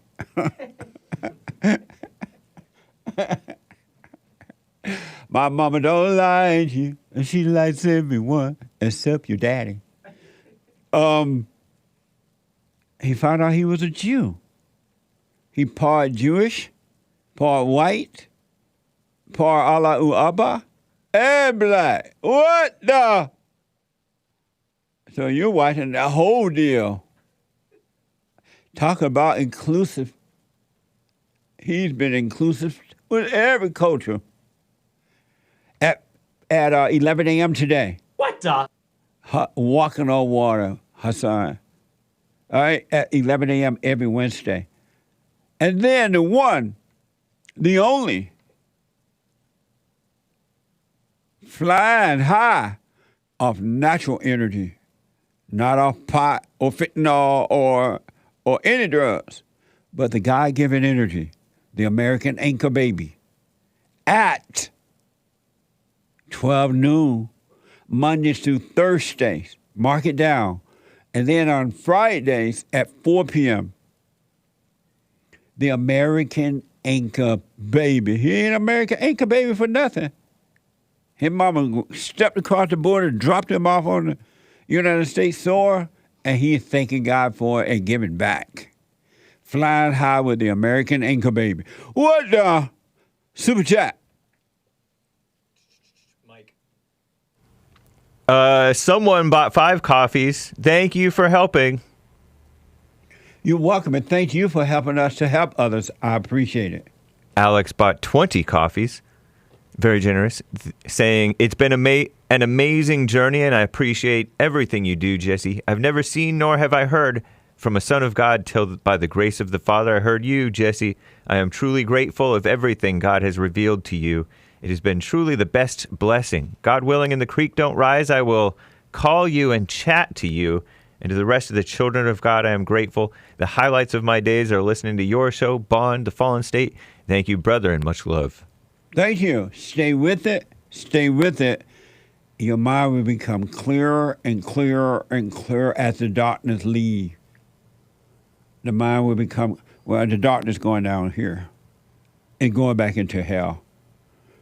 And your mind will become clear. Stay with the silent prayer. If you're not doing it, do it.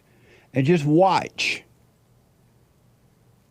And stop identifying with I. There's no I. And if there's no I, you can't be affected. Only when you think there's a me, there's an I, can you be affected. What the? Thank you. Appreciate it. Mac O'Larry bought 3 coffees. After I watched one of your videos, Jesse, YouTube sends me to some Democrat propaganda video every time based on the YouTube algorithm. Why is that? Well, there's so many people that don't like the truth. They love the lie. They love the hell. So it's just the way it is. The devil try to fight you within yourself and outside of you, inside of others. But you can go to rebuildingtheman.com if you want to support us, and I do appreciate it. Or what? Locals, wherever. Locals. Buy me a coffee, all that. Rebuildingtheman.com, locals, and buymeacoffee.com/JLP. Talk. JLP talk. Thank you. Fat Black Radical donated a diamond, or 2 actually. Thank you, Fat Black Radical. Saying, men learn to overcome. Quit smoking that pot, boy. Yeah, you want consciousness. You don't want unconsciousness. Consciousness is everything. Conscious means living in the moment, not in the so-called past or future, but staying present. It will change everything for the good. Thank you. Fat Black Radical continues, Caller John, why you lying on Jesse like that? What the? John be saying things that I don't say. What the? Thank you. Fat Black Radical donated a diamond. Racism is a made-up word. Men, overcome words. All human beings should overcome words. And that's what happens when you wake up. You overcome words. One of the things amongst the many. You overcome false identity, which include words. It's amazing. Before, what's that guy name that listened to that woman? Adam. Oh, Adam. Before Adam listened to the woman who had listened to the devil, he and his father communicated without words. And likewise, when you return to the Father, you're going to communicate with your Father without words. Isn't that deep? Without words. It's amazing. Thank you. Canadian David is a monthly supporter on Rumble. Did you know you can become a subscriber or something like that on Rumble? That's cool. RUMBLE. You got to know how to rumble. Not all blacks are as bad as John. I rest my case. Terrible. Funny. Thank you. Appreciate it. Greenwall bought a coffee. Ultimately, no. Oh, this is an answer to the biblical question. I think. Do you know any unfortunate or disadvantaged people? Greenwall says, ultimately, no. You are blessed when you are, quote unquote, unfortunate, because you will witness the miracle of regeneration and thereby increase your faith in God. Amazing. I'll put my little 2 cents in on Sunday. Thank you for that. Someone bought a coffee. How will I know when I'm in the kingdom of heaven within? Because I told you.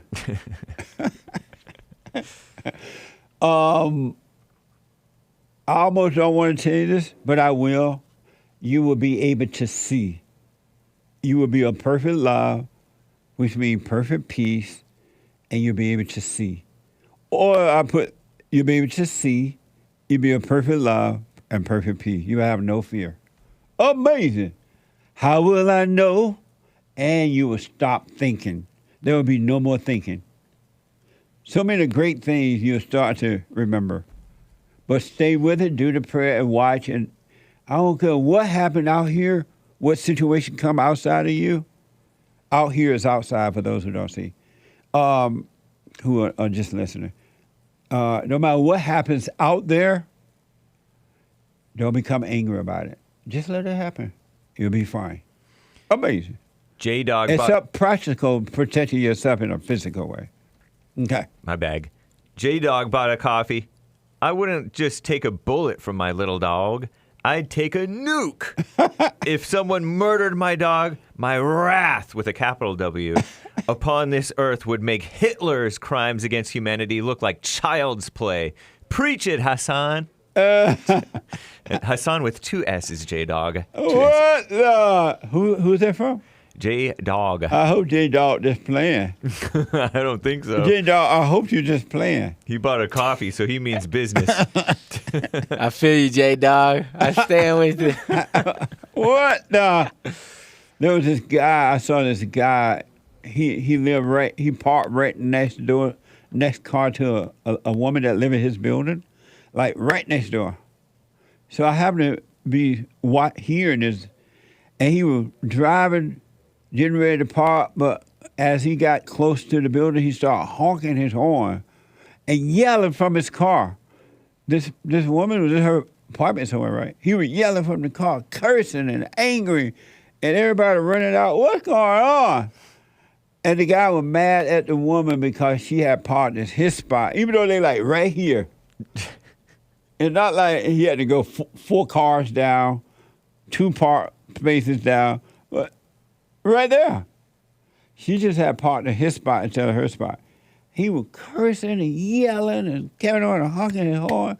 Then he got out of his car, he ran over to her place, cussing at her, and then she came out to move her car, and she was like, I'm sorry.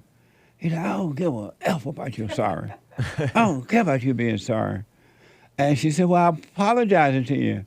I ain't gonna apologize to you, F and B. Come on, man. She said, I didn't ask you to apologize to me. I said, I apologize. I ain't accepting your effing apology.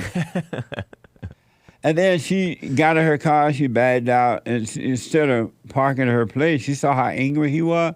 She went away for a while. Yeah. And then he parked at his place. And when she had gone away, she drove away because she did the right thing in that moment. He was still arguing. And she was gone. And he had his place back and everything, but he was still arguing to himself, out loud. Anger is evil, folks. I don't care what you say. You can love your anger or you can overcome your anger. Anger is evil. Amazing. Thank you. So I hope you plan about the dog. You let the dogs out. Okay?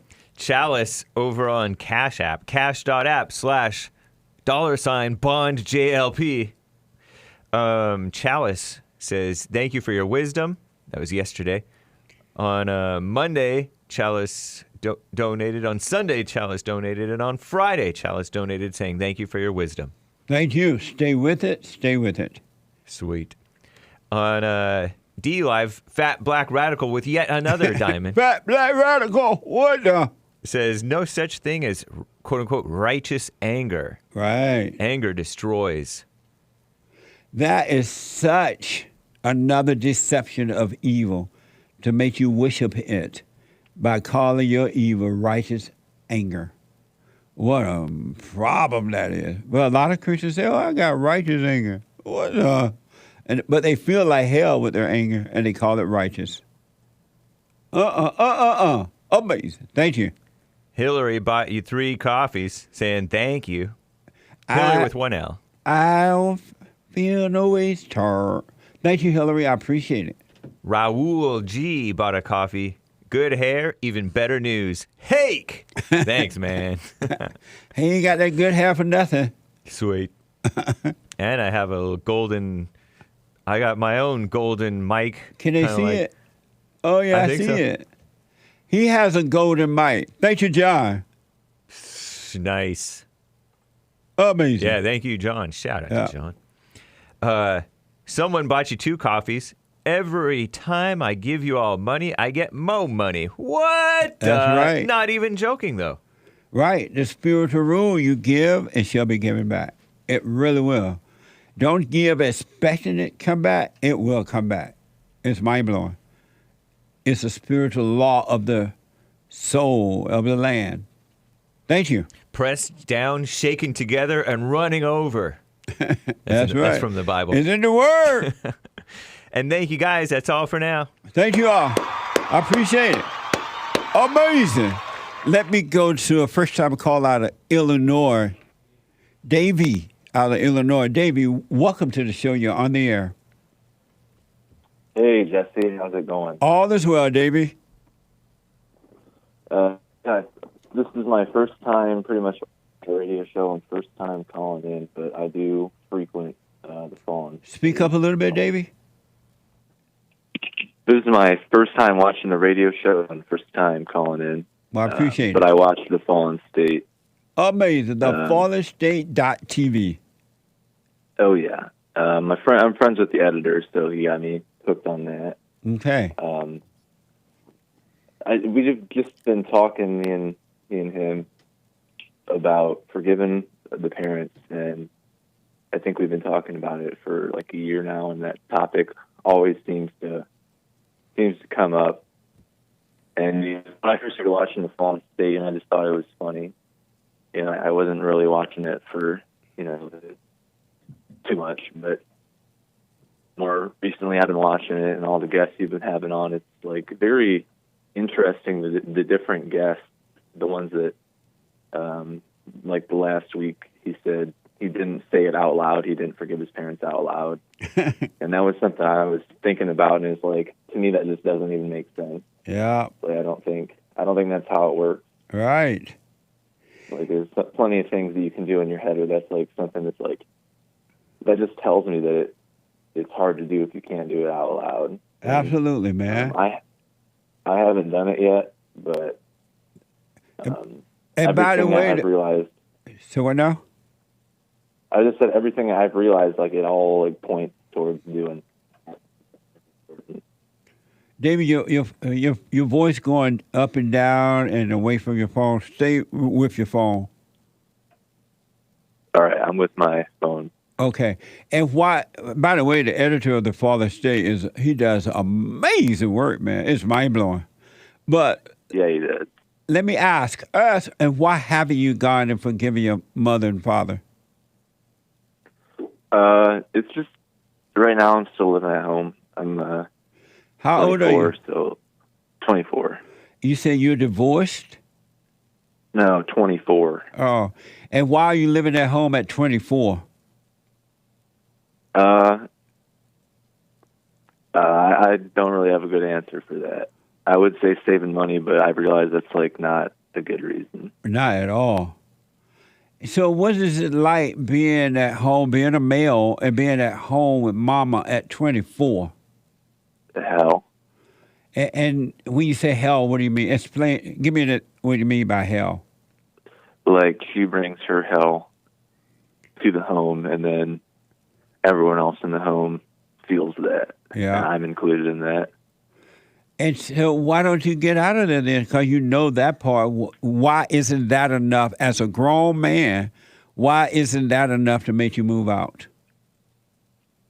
I guess there was more of a buffer when my siblings were still moving, or hadn't moved out yet. So now that they've all moved out in the last 6 months, it's there's no buffer. Why do your father let you stay there? Why does he let you stay there? Beta. That's why. That's right, man. If your father loved you, he would make you move out because he would know that it's better for you to move out and go out and deal with the issues of life rather than to stay in a comfort zone. And the longer you stay there, the harder it will become to move out. And then you're going to start judging yourself. You're going to feel less than a man, and it's going to be harder to leave. And you're going to resent your mother even more so, and you'll be stuck with her. And even when she dies, you'll still be stuck at home.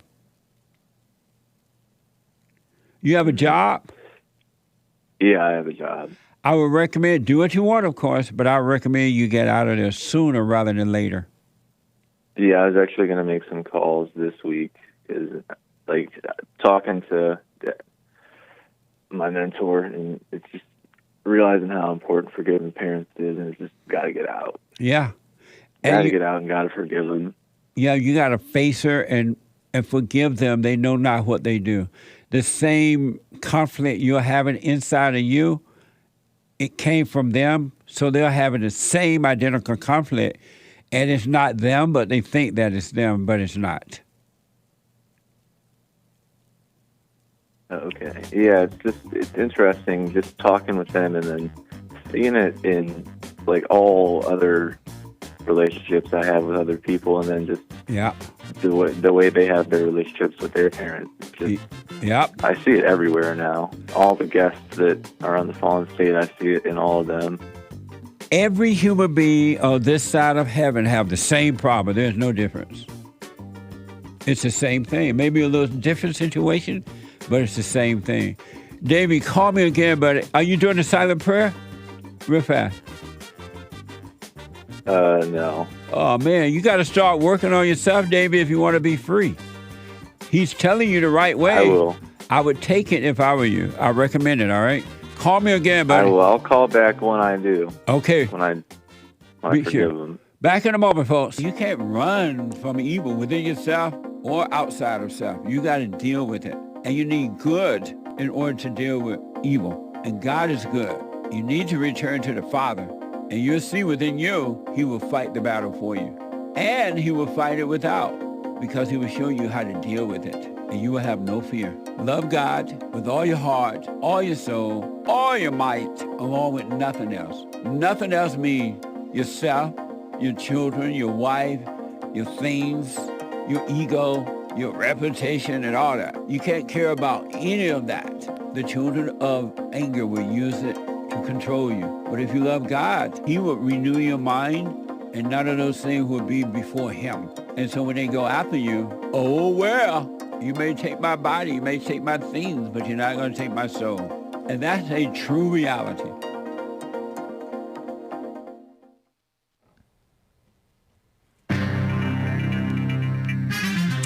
The body count from that Libya mess, the flooding, oh my goodness, 5,000 people dead, they're saying. And an update on Tyre Nichols. Tyree is his pronunciation. The late Tyree Nichols, beat up by the 5 or so black guys, cops. The DOJ is getting involved, the evil DOJ. Aaron Rodgers messed up his Achilles. You know, the football player from New York Jets, unvaxxed. Should have gotten vaxxed. Playing around. And Lyft is looking out for women and non-binaries. This is the end of hour 1 of the Jesse Lee Peterson Show. Hour 2, of the Jesse Lee Peterson Show. Where is my mind? Stay tuned for hour 3. Manhood Hour is coming right up with JLP, so do stay tuned. Go to rumble.com/Jesse Lee Peterson or dlive.tv/Jesse Lee Peterson or kick.com/Jesse Lee Peterson or wherever. Nice. Or jlptalk.com. After the Jesse Lee Peterson Show, the Hake Report, and of course, Wow Hassan right after Hake at 11 to 12 Pacific time. That's 1 to 2 Eastern, 1 to 2 Central, and then 2 to 3 Eastern. Nice. Pretty sure. Yeah.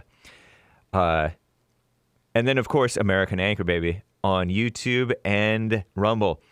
Libya flooding majorly deadly, they say.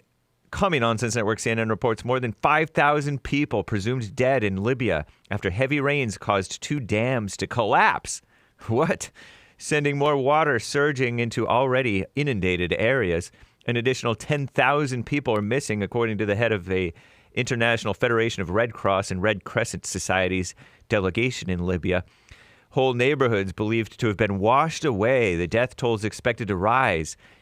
Relatives of people who lived in the destroyed city of Derna told Common Nonsense that they were terrified after seeing videos of the flooding. With no word from their family members. Aid efforts extremely challenging. Morgues full and many hospitals out of service. An update on Tyre Nichols. Yesterday, the Justice Department, charged 5 former Memphis police officers, all black, I'm pretty sure, right, with so-called federal civil rights violations, conspiracy to witness tampering, and obstruction in connection with Nichols' death. Earlier this year, 5 Memphis police officers, all black, beat the 29-year-old so-called man to death after a traffic stop. All 5 of the black officers had pleaded not guilty to state murder charges. Now the indictment comes after the DOJ launched an investigation into the city of Memphis and its police department. Black-run city, by the way. The DOJ said the former officers willfully deprived Tyre Nichols of his constitutional rights to be free from the use of unreasonable force by a police officer. Aaron Rodgers, yesterday the NFL announced the 39-year-old New York Jets quarterback is out for the season after tearing his left Achilles tendon. That's that one in the back of your heel and goes up into your calf. Rodgers got hurt after about 3 minutes into Monday night's game after he was sacked by a Buffalo Bills defensive end. I'm chuckling. Was it black on white crime? I'm playing around, just totally playing around. The announcement broke the hearts of Jets fans who were hoping the 4-time MVP could come back, bring back glory and even a ring to the team for the first time since 1969. Now Aaron Rodgers, who left the Green Bay Packers after 18 seasons for the NFL, will have to watch from the sidelines for months. Should have gotten vaccinated. Totally playing around. Maybe that's not funny. Lyft, yesterday, the ride-hailing company Lyft whipped up a new feature to help match women and so-called non-binary riders with drivers of the same so-called genders and misidentities. Lyft says women make up half of its riders, but only 23% of drivers. The goal, according to Lyft, is to make women and non-binary so-called drivers more confident when driving and to give riders greater choice. Isn't that nice? They're looking out for them. By the way, the CDC recommended everyone 6 months or older get the China virus vax. So get vaccinated. I'm playing around. Do what you want. I'm James Hake. Now back to JLP, Manhood Hour.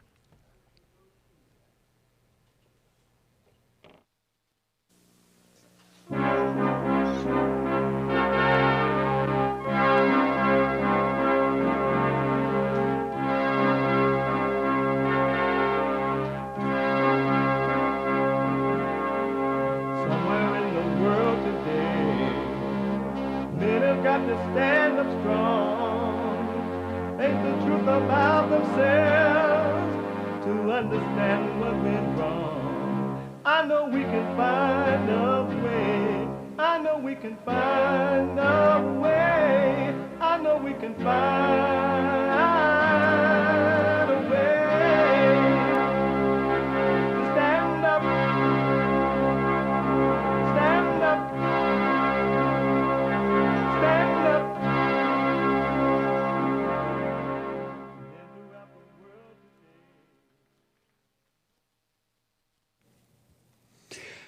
Uniting the races with truth instead of dividing them with lies.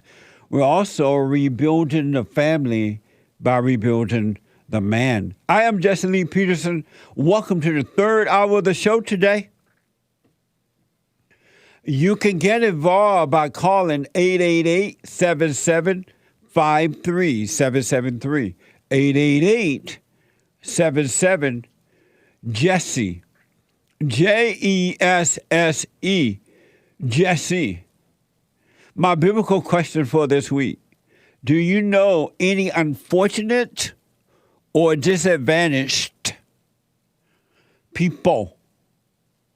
Do you know any unfortunate or disadvantaged people? That's an amazing question. Yes, it is, Jesse. We have every way that you can watch and support the show listed on jesseleepeterson.com/show. jesseleepeterson.com/show. And also, if you're busy and you can't watch live, you can podcast it later, but you still want to listen while you're doing what you're doing, you can go to 641, call 641-793-1500. 641-793-1500 on your iPhone or iPad, and you can listen live as you're doing what you're doing. And don't forget to follow us on JLP Talk on Twitter, cozy.tv/JLP, and Rumble. You got to know how to rumble.com/Jesse Lee Peterson. And to have your comments read out loud and to donate, you can go to buymeacoffee.com/JLP Talk. Buymeacoffee.com/JLP Talk. It is Wednesday. It's the last hour of the show for Wednesday. And every Wednesday, the last hour is, and shall always be, Manhood Hour. What is a man? What is a man? It's an adult human male. Manhood. Hillary or President Trump? I voted for Hillary Clinton. Beta male. Hello, Steve. I wanted to talk about responsibility. Well, I can't wait to hear this. This year is about me. Now, the process of getting an abortion was fairly easy, at least for me. I feel just so at peace with my move. I feel relieved. I feel good. One thing that I realized is I've always wanted to be a mother, but not necessarily a wife. I feel like I made the best decision for myself. I try to be a good wife, but most weekends there are few things that I need my husband to do around the house. When I ask my husband to do these few things, he gets upset and that I'm being demanding. Any advice? Because it's sometimes easier to train a man than it is to train a dog. Yep. You know, incentivize it for him. Yeah. Whether it's with food, sex, praise, whatever it is, it's going to work. It's going to work. Yeah. What? Nah. Treat the man like a dog. Who let the dogs out? I told you. Anyway, I want to go to, we have a guest coming up a little later here. They're working on it right now. And eventually we're going to be doing a special thing on Rumble. You got to know how to rumble. So get ready to rumble. But I want to go to PJ out of Arizona. And let's see here.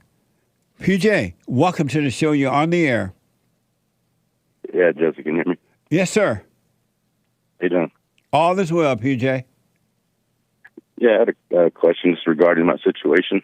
Okay. I have a grandfather that's going to be going into a hospice pretty soon, and I wanted to see what your take or your insight would be as far as going to the hospice.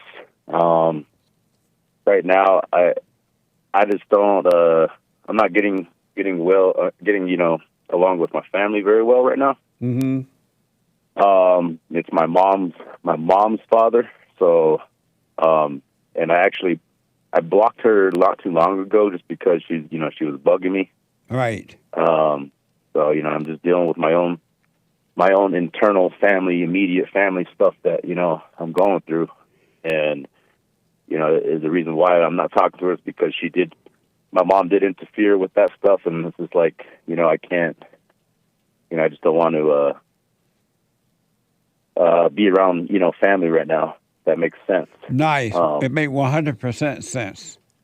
But my son actually notified me yesterday of my grandfather they're going to put him in a hospice. And I don't know. I know you say all thoughts are lies. And I'm still trying to come to terms with that. And I do see what you're saying about it, though. My thoughts did definitely take over. It's like, what if I do this, or I'm going to do this, and start doing what if scenarios. But I started really getting deep into my thinking, and it's weird how your thoughts really do take over. Yeah. And it's like, I started thinking, like, for example, what if my grandfather dies and then I don't go to the funeral? How will my family, how will my family take it, and how will they perceive me after that? And I really, it's just like, I don't know. Is that selfish of me if I don't go to the funeral? Because I used to go there all the time to see my grandfather at the time, but it's just a bad time for me right now to where I don't want to see any of my family.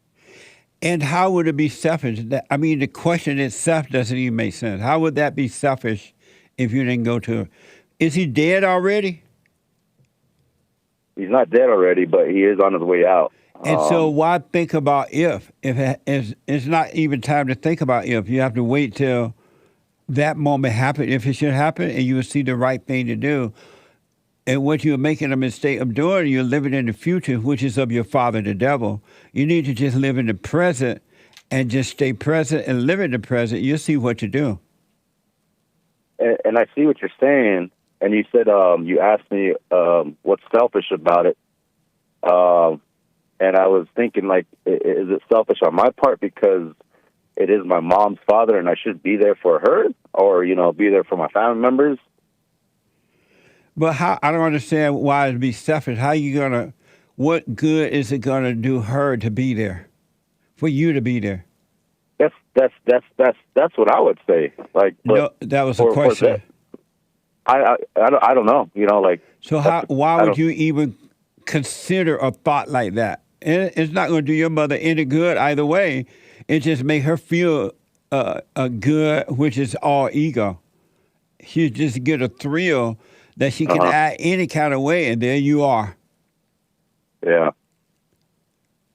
I see what you're saying. And it's my son, if anything, it's like, what? My son reached out to me, and he hasn't talked to me in for probably about a year now. And how old is he? He's 21. Who told him to reach out to you? That's what I'm wondering. I don't know. I don't know who told him to reach out to me. Next time he does, you ask, who told you to call me about this? Because exactly. I could be wrong, but I'm pretty sure he didn't think of that on his own. Somebody pushed him to do it. The only person that I would think that was probably reaching out is probably my mom, because she can't reach out. She can't reach out to me, right? Because I already blocked her. Yep. And so she's coming to you through your son. She's like the devil. She's using your son. Exactly. That's what I was thinking. And I don't know. Should I just tell my son, like, hey? I haven't responded to him because it's like they only reach out to me, through other people or when they want something. And I just, I don't know what, should I just let them know, like, hey, okay, well, thanks for letting me know, and, and just be on my way, or just not even respond, or should I don't know, Jesse, it's when you say they ought to reach out, who you refer, your children ought to reach out to you, are you referring to your children or someone else? They ought to reach out to me when they want something. Yeah, or somebody else is trying to reach out to me. Oh. They're using my example. For example, my mom, she's using my kids for her to get through the news, Yeah. And I just don't know how to respond that to my son. It's like, I wouldn't respond at all. If you know that's why he's doing it, she's using him for you, I would tell him, you know what? Don't ever reach out to me if my mother or anyone else tell you to. You only do it when you want to. Don't do that for anyone else. You got to become your own man. And tell him that if he does that, you're not going to respond. But don't be angry. Just tell him. Yeah. And see, like, I think when they use the kids like that, for example, my mom is using my son, and me and my wife are separated. So, I think it sends us maybe like a false sense of hope for the kids. Like, hey, maybe this will get our parents together. That's what Mothers are evil. I kind of see it. Mothers are evil and grandmothers are evil, and they do that, but they destroy the kids for their own ego purposes. They don't care about your children or their children or anyone. It's all about themselves.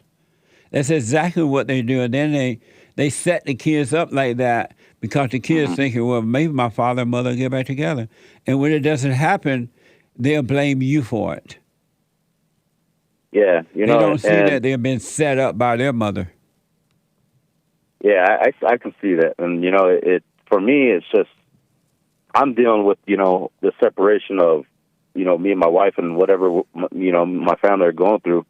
And, I'm just dealing with what I got to do every day, which is work and, and just worrying about myself to better myself. And it doesn't involve, anybody else. This is my issue that I'm dealing with. And I just don't want to see any family, it's like at this particular time in my life, because I'm dealing with my own issue. Well, it's time for you to live your life and work on you. And don't you wish everybody else well, but you just work on you. You should do that. It's the right thing to do. Okay. It's so hard not to have any emotions, caught up into it and be angry or whatever. It's like, that's why I can see why you say, do the silent prayer every day. Are you doing it every day? No, I'm not. Well, then suffer and die. What the? Yeah. I do it once a day, but I see why you say do it morning and night. The Father said, be aware all day, every day. And the greatest sin is to forget to be aware. And by you not doing it, you're suffering. You're getting what you deserve. Mm-hmm. Okay. So, like, okay, I see what you're saying. All right. All right. So, did you apologize? Did you forgive your mother for what she done? I did, a while back ago. And yeah, I did a while back ago. But it's funny how, like you say, like your mind just takes over, and it's like, did I really forgive her? I don't know if I forgave her or not, but. It's not, I did do it, face to face. But then move on with your life. That's why I blocked her. Yeah, because I'm trying to move on with my life. Well, move on. Stay with the silent prayer, so the power of love, which is of God, will keep you on that straight and narrow path. You're not your thoughts, and you're not your feelings. So stop identifying with that. Okay. All right. All right. All right, let me know how it goes. Okay, thank you, Jason. All right. Bye now. I got to take at least one more call, then I'm going to get to my guest. Ethan Raff is coming up. Ethan, let me finish this one call, then we move it over to Rumble. We're going to be going to do a special interview on Rumble here in a minute. Let me go to a first-time caller, Keisha, out of North Carolina. Keisha, welcome to the show. You're on the air. Good morning, Jesse. How are you? All is well. Speak up, Keisha. Can you hear me? Yes, I hear you now. Keep stay a little louder there. Okay. Jesse, I just have one question I want to ask. Yes.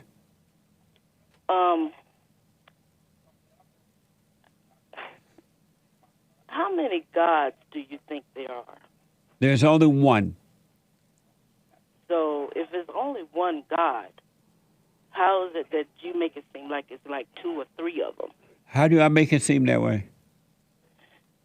When you said man's God is above and the woman's God is below, which is Satan. Right. Oh, I see what you mean. Right. Yeah. Well, the woman God is the devil, and that's her only God. So there's one God for her, and that is Satan. And the man's God is the woman for now, because when Adam believed the woman became his God, and when the woman believed Eve believed Satan, Satan became her God. And that's why men are controlled by women as evil as women are being controlled by hell. But there's only one true God, because all the other gods are just imaginary gods. They're not real. And there's only one true God, and he's above. He's within us, and he's above. So when the woman forgive her mother and her father for not protecting her from the hell that's in her mother, she will return to the true God, and then she'll have life as well as the man.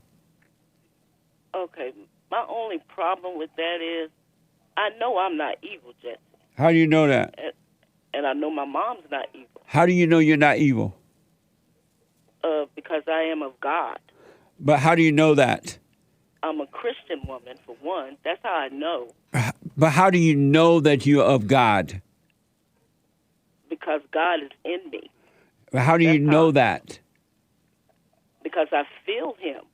What's his feeling? Don't you feel him? What does his feeling feel like? His feeling is love. And what's that feeling? I feel his love. I feel his love every day. Every day I get up in the morning, I feel his love. Every day I go to sleep, I feel his love. What does it feel like, though? Describe the feeling. You can't describe his love. His love is undescribable. You just know it. Amazing. Just like you know it. Do you know it? Have you forgiven your mother? Forgiven her for what? Have you forgiven your mother? For what? Have you forgiven your mother? There's no reason for me to forgive her. Have you forgiven your father? My father's deceased. Have you forgiven him? Forgiven him for what? Have you forgiven your father? I haven't forgiven my father because there's nothing for me to forgive him for. Then there's nothing good. Then there's nothing good about you at all. You're all evil. How do you know that? Because you still. Because you cannot enter into the kingdom of heaven until you forgive from within, and you have not forgiven. You get into the kingdom of heaven. You can't even admit that your mother screwed up your life. How did she screw up my life? My mother is a Christian lady. That's the worst kind. Your age. That's the worst kind. Age. How's that the worst kind? Because she has screwed you up with this fake idea that she is a daughter of God. A fake idea of the daughter of God. Yes. And you're a pastor. And you don't have love. Pastor. You don't. Jesse, I even love you. So how do I not have love? Do you love white people? I love everybody. Do you love white people? I love everybody. My daughter-in-law is white. Do you love white I love people? White people? Yes, I love white people. Amazing. I love black people. But I love you, Jesse. Let me just say this, because I want you to call me back, because I appreciate your call. It's just I have a guest I got to get to. But here's what I want you to do. I recommend you do. If you really want to know the Father, true Father, God, before you enter into the kingdom of heaven, you must go and forgive. And then he will forgive you, and he will draw you into the kingdom of heaven. Oh, my goodness. And you will have I've already been forgiven. You will have perfect love. When I got baptized. You will have perfect love, and then you shall know God. I have perfect love. Right now, there is no such thing as perfect love. I'm sorry? There's no such thing as perfect love. You just said I have perfect love, but there is no such thing as perfect love. There is are of the flesh. As long as we're on this earth and of the flesh, there's no thing as perfect love or perfect peace. That is the greatest lie that the devil ever told you. Oh, my goodness. You can have perfect peace right here on earth. The kingdom of heaven. Jesse, are you of flesh? The kingdom of heaven. Are you of flesh? Keisha, do me a favor. I don't want to argue with you, devil. I'm not call arguing. me. I do not call argue. me. Call me later. Call me tomorrow. Will you do that? I will. I will call you tomorrow. Yeah, it's Bible Thumper Thursday, so call me tomorrow to be perfect. Okay, I sure will. In the meantime, go forgive your mama. I don't have anything to forgive her for. Okay. But thank you. Forgive yours. All right. Forgive yours. Bye. So we're going over to Rumble. All right. And I'm still taking calls though at 888-775-3773. Rumble.com/Jesse Lee Peterson. I have with me, is that okay on Sean and Nick, the way I did it? Oh, okay. Repeat it again for the people. Rumble.com/Jesse Lee Peterson, all right? And you can call in at 888-775-3773. I have with me Ethan Raff.